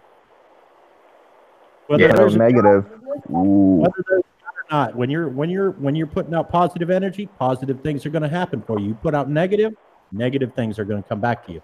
It's just a balance of good and evil in the universe itself that has to be maintained. And whether there's a higher power behind it or not, I don't Yeah. know. I can tell you. But it does seem, I mean, in my experiences, in my 45 years on this planet, you put out positive things come back to you. And I agree. I've seen it too many times not to say, whether it was somebody praying for somebody to get well or, whatnot. Now, you can't be greedy and say, I'm praying to win the lottery and expect to win the lottery. But if you pray positively for somebody else in a positive Right. manner, things are going to happen to you. You might end up getting a raise at work or something, and it seemed not to be related, but it was a positive thing that came back to you. I'm gonna I win agree. that lottery. Oh yeah. Yeah, I I'm praying every day to win that lottery, but it ain't happened yet. Listen, Yeah. guys, this is how it needs to work. I'm going to pray for you to win the lottery. You pray for me. Okay. Okay? Then it's unselfish. I really shouldn't mock that. I'm sorry. Yeah, you seriously, shouldn't. whether there's a God or not a God, I don't know. I couldn't tell you. I know what my beliefs are. I'm not going to push them on anybody else.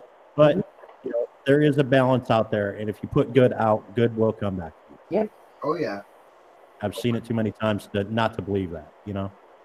Amen, brother. Amen. Wow. Well, that's pretty much all the questions I got for this week myself. So if you guys want to just, ask the chat, maybe they got something or whatever the case may be. I do want to personally thank Ghost Mafia, Jojo Walker, Brian's Paranormal, and our guest today, Bill, PSMR, brother. Yeah, Yes, you PR. rock. You are. Hey, listen, I'm driving. It might have came out wrong, so shut up. I'm trying to say something nice. Okay, Dad. But I just wanted to tell you, brother, I have never had a guest like you. That's all I can say. And as I said before, a lot of my brothers and sisters have been up here many times on panels. But, dude, you're legit. You made me actually a true believer. Thanks. I appreciate that. Thank you. No doubt. No doubt. And, Brian, you still got a rinky-dinky, just letting you know. Not age restricted, Dad. Rinky dinky. I did not swear. I did not swear. No Don't swearing. even put that on me. I Inappropriate. didn't swear. I'm being good. Inappropriate, Dad. Inappropriate. All right, well, innuendo. Let's It's do this okay. in the after call. Oh yeah. Go ahead, bro. So this has been a lot of fun, guys. It's been a couple hours now. I think we're gonna cut it now. It's been a lot of fun. And PSPR, thanks for coming on, man. Yeah. Awesome. Thanks for having me on. It's been a blast. I've had a great time, and like I said, I'm going to start trying to do some more live streams just like this, just on my channel. So I'm going to need guests to come on. So I'm going to need help from all you guys to help me out. So No problem. Oh yeah, Okay. we can do I'll that. do it. yeah, We're good. And Dad, thanks again for coming on and asking all the questions. Oh, it's so much fun, Brian. I is. enjoy it. But I'm always trying to think of different stuff. I had some good new ones today. I kind of put you guys on the spot a little bit, but that's okay. Yeah. Oh yeah, thanks, City Girl, Country Heart. I want to thank you to the Sharpshooter for dropping all the links down for everybody. As always, amazing mod. If you're looking for an amazing one, Bill, yeah. Yeah. James is awesome. I think he's already a mod on my channel. Yeah. He's a mod everywhere, man. Oh yeah, he's everywhere. It's he's probably a mod for every channel, I think. So He is on mine, too. Oh yeah. He is the mod So- guy. What I will do here, guys, is let everybody say bye from the panel, and we'll cut it. Okay, guys. Well, thanks for everybody for coming out. You guys are the best audience that there can be for a show like this. And again, next week, Thursday, 9 p.m. On my channel, we will be back with another rendition of E.V.P'S, Every Voice Paranormal Stories. PSPR, Bill, thank you for coming. Looking forward to doing some collabs with you this spring, summer era, and be hooking up with you again. And definitely looking forward to getting up on your show.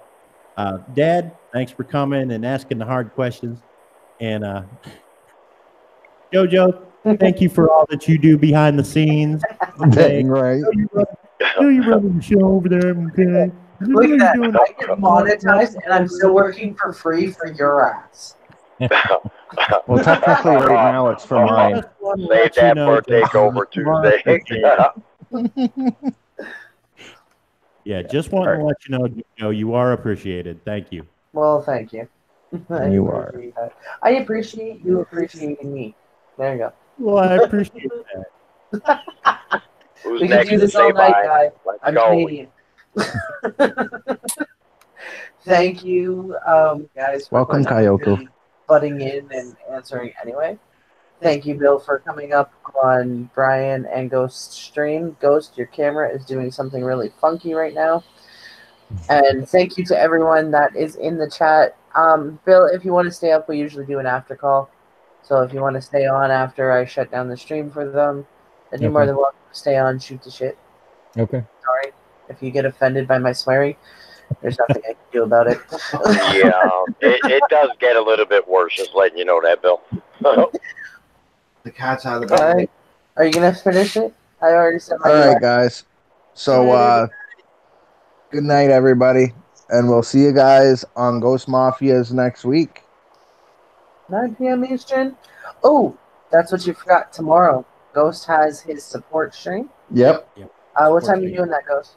Yeah. I'm not sure. I might do it through the day, mid-afternoon tomorrow, just to That'll break work. up the times a little bit. Because the last 2 times I've been going late, so I want to break up the time a little bit.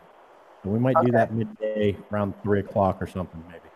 Okay, We'll we see. could do that. Yeah. Why you gotta do it at 3? You know Falcon gets out at 3:30. Okay, well then we'll do it at 4. Okay, but I have to be. You know what? I'll make it work. Whatever. We'll make it work. Because I gotta We'll be figure at it Walker Paranormal and Walker Family's house tomorrow for our nephew's birthday. Yeah, we do. Sunday, guys. Dad has his dedication stream. I almost called it something different, but it's a dedication stream, guys. What time are you doing that? You said 12 o'clock, right? 12 o'clock, 12 12 o'clock. o'clock Central. And Bill, do you have anything coming up? Hold on. Sunday night, we also have father-daughter rant, and then that's Bill. Yeah, I don't really have. I haven't figured out my schedule yet. I'm going to start doing some stuff. I'm working on a show with Panic D videos. So we actually have a collab channel together that's called Virtual Ghost Hunt. Yep. YouTube channel, and we're still working on it. We were hoping to launch it over the summer. It was launched. It kind of went nowhere yet, but it's mainly going to be how to grow your YouTube channel and how to be for paranormal YouTube channels. Anybody can gain information useful on YouTube on this channel. But we also have a website which is called virtualghosthunt.com, and any paranormal channel on YouTube can go to it. And if you want to put your videos on there, you cut and paste the link of your video onto the website, and it will automatically tweet it out by random. Every hour it tweets out a different YouTube channel on Twitter. Oh, wow.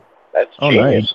Nice. We're doing that to try to help out the paranormal channels so they can get their videos out there, and it will be tweeted out by Virtual Ghost Hunt. But as Virtual Ghost Hunt grows, the channel and the website, more and more people will be able to get exposure and promoted their channel through it. So Exactly.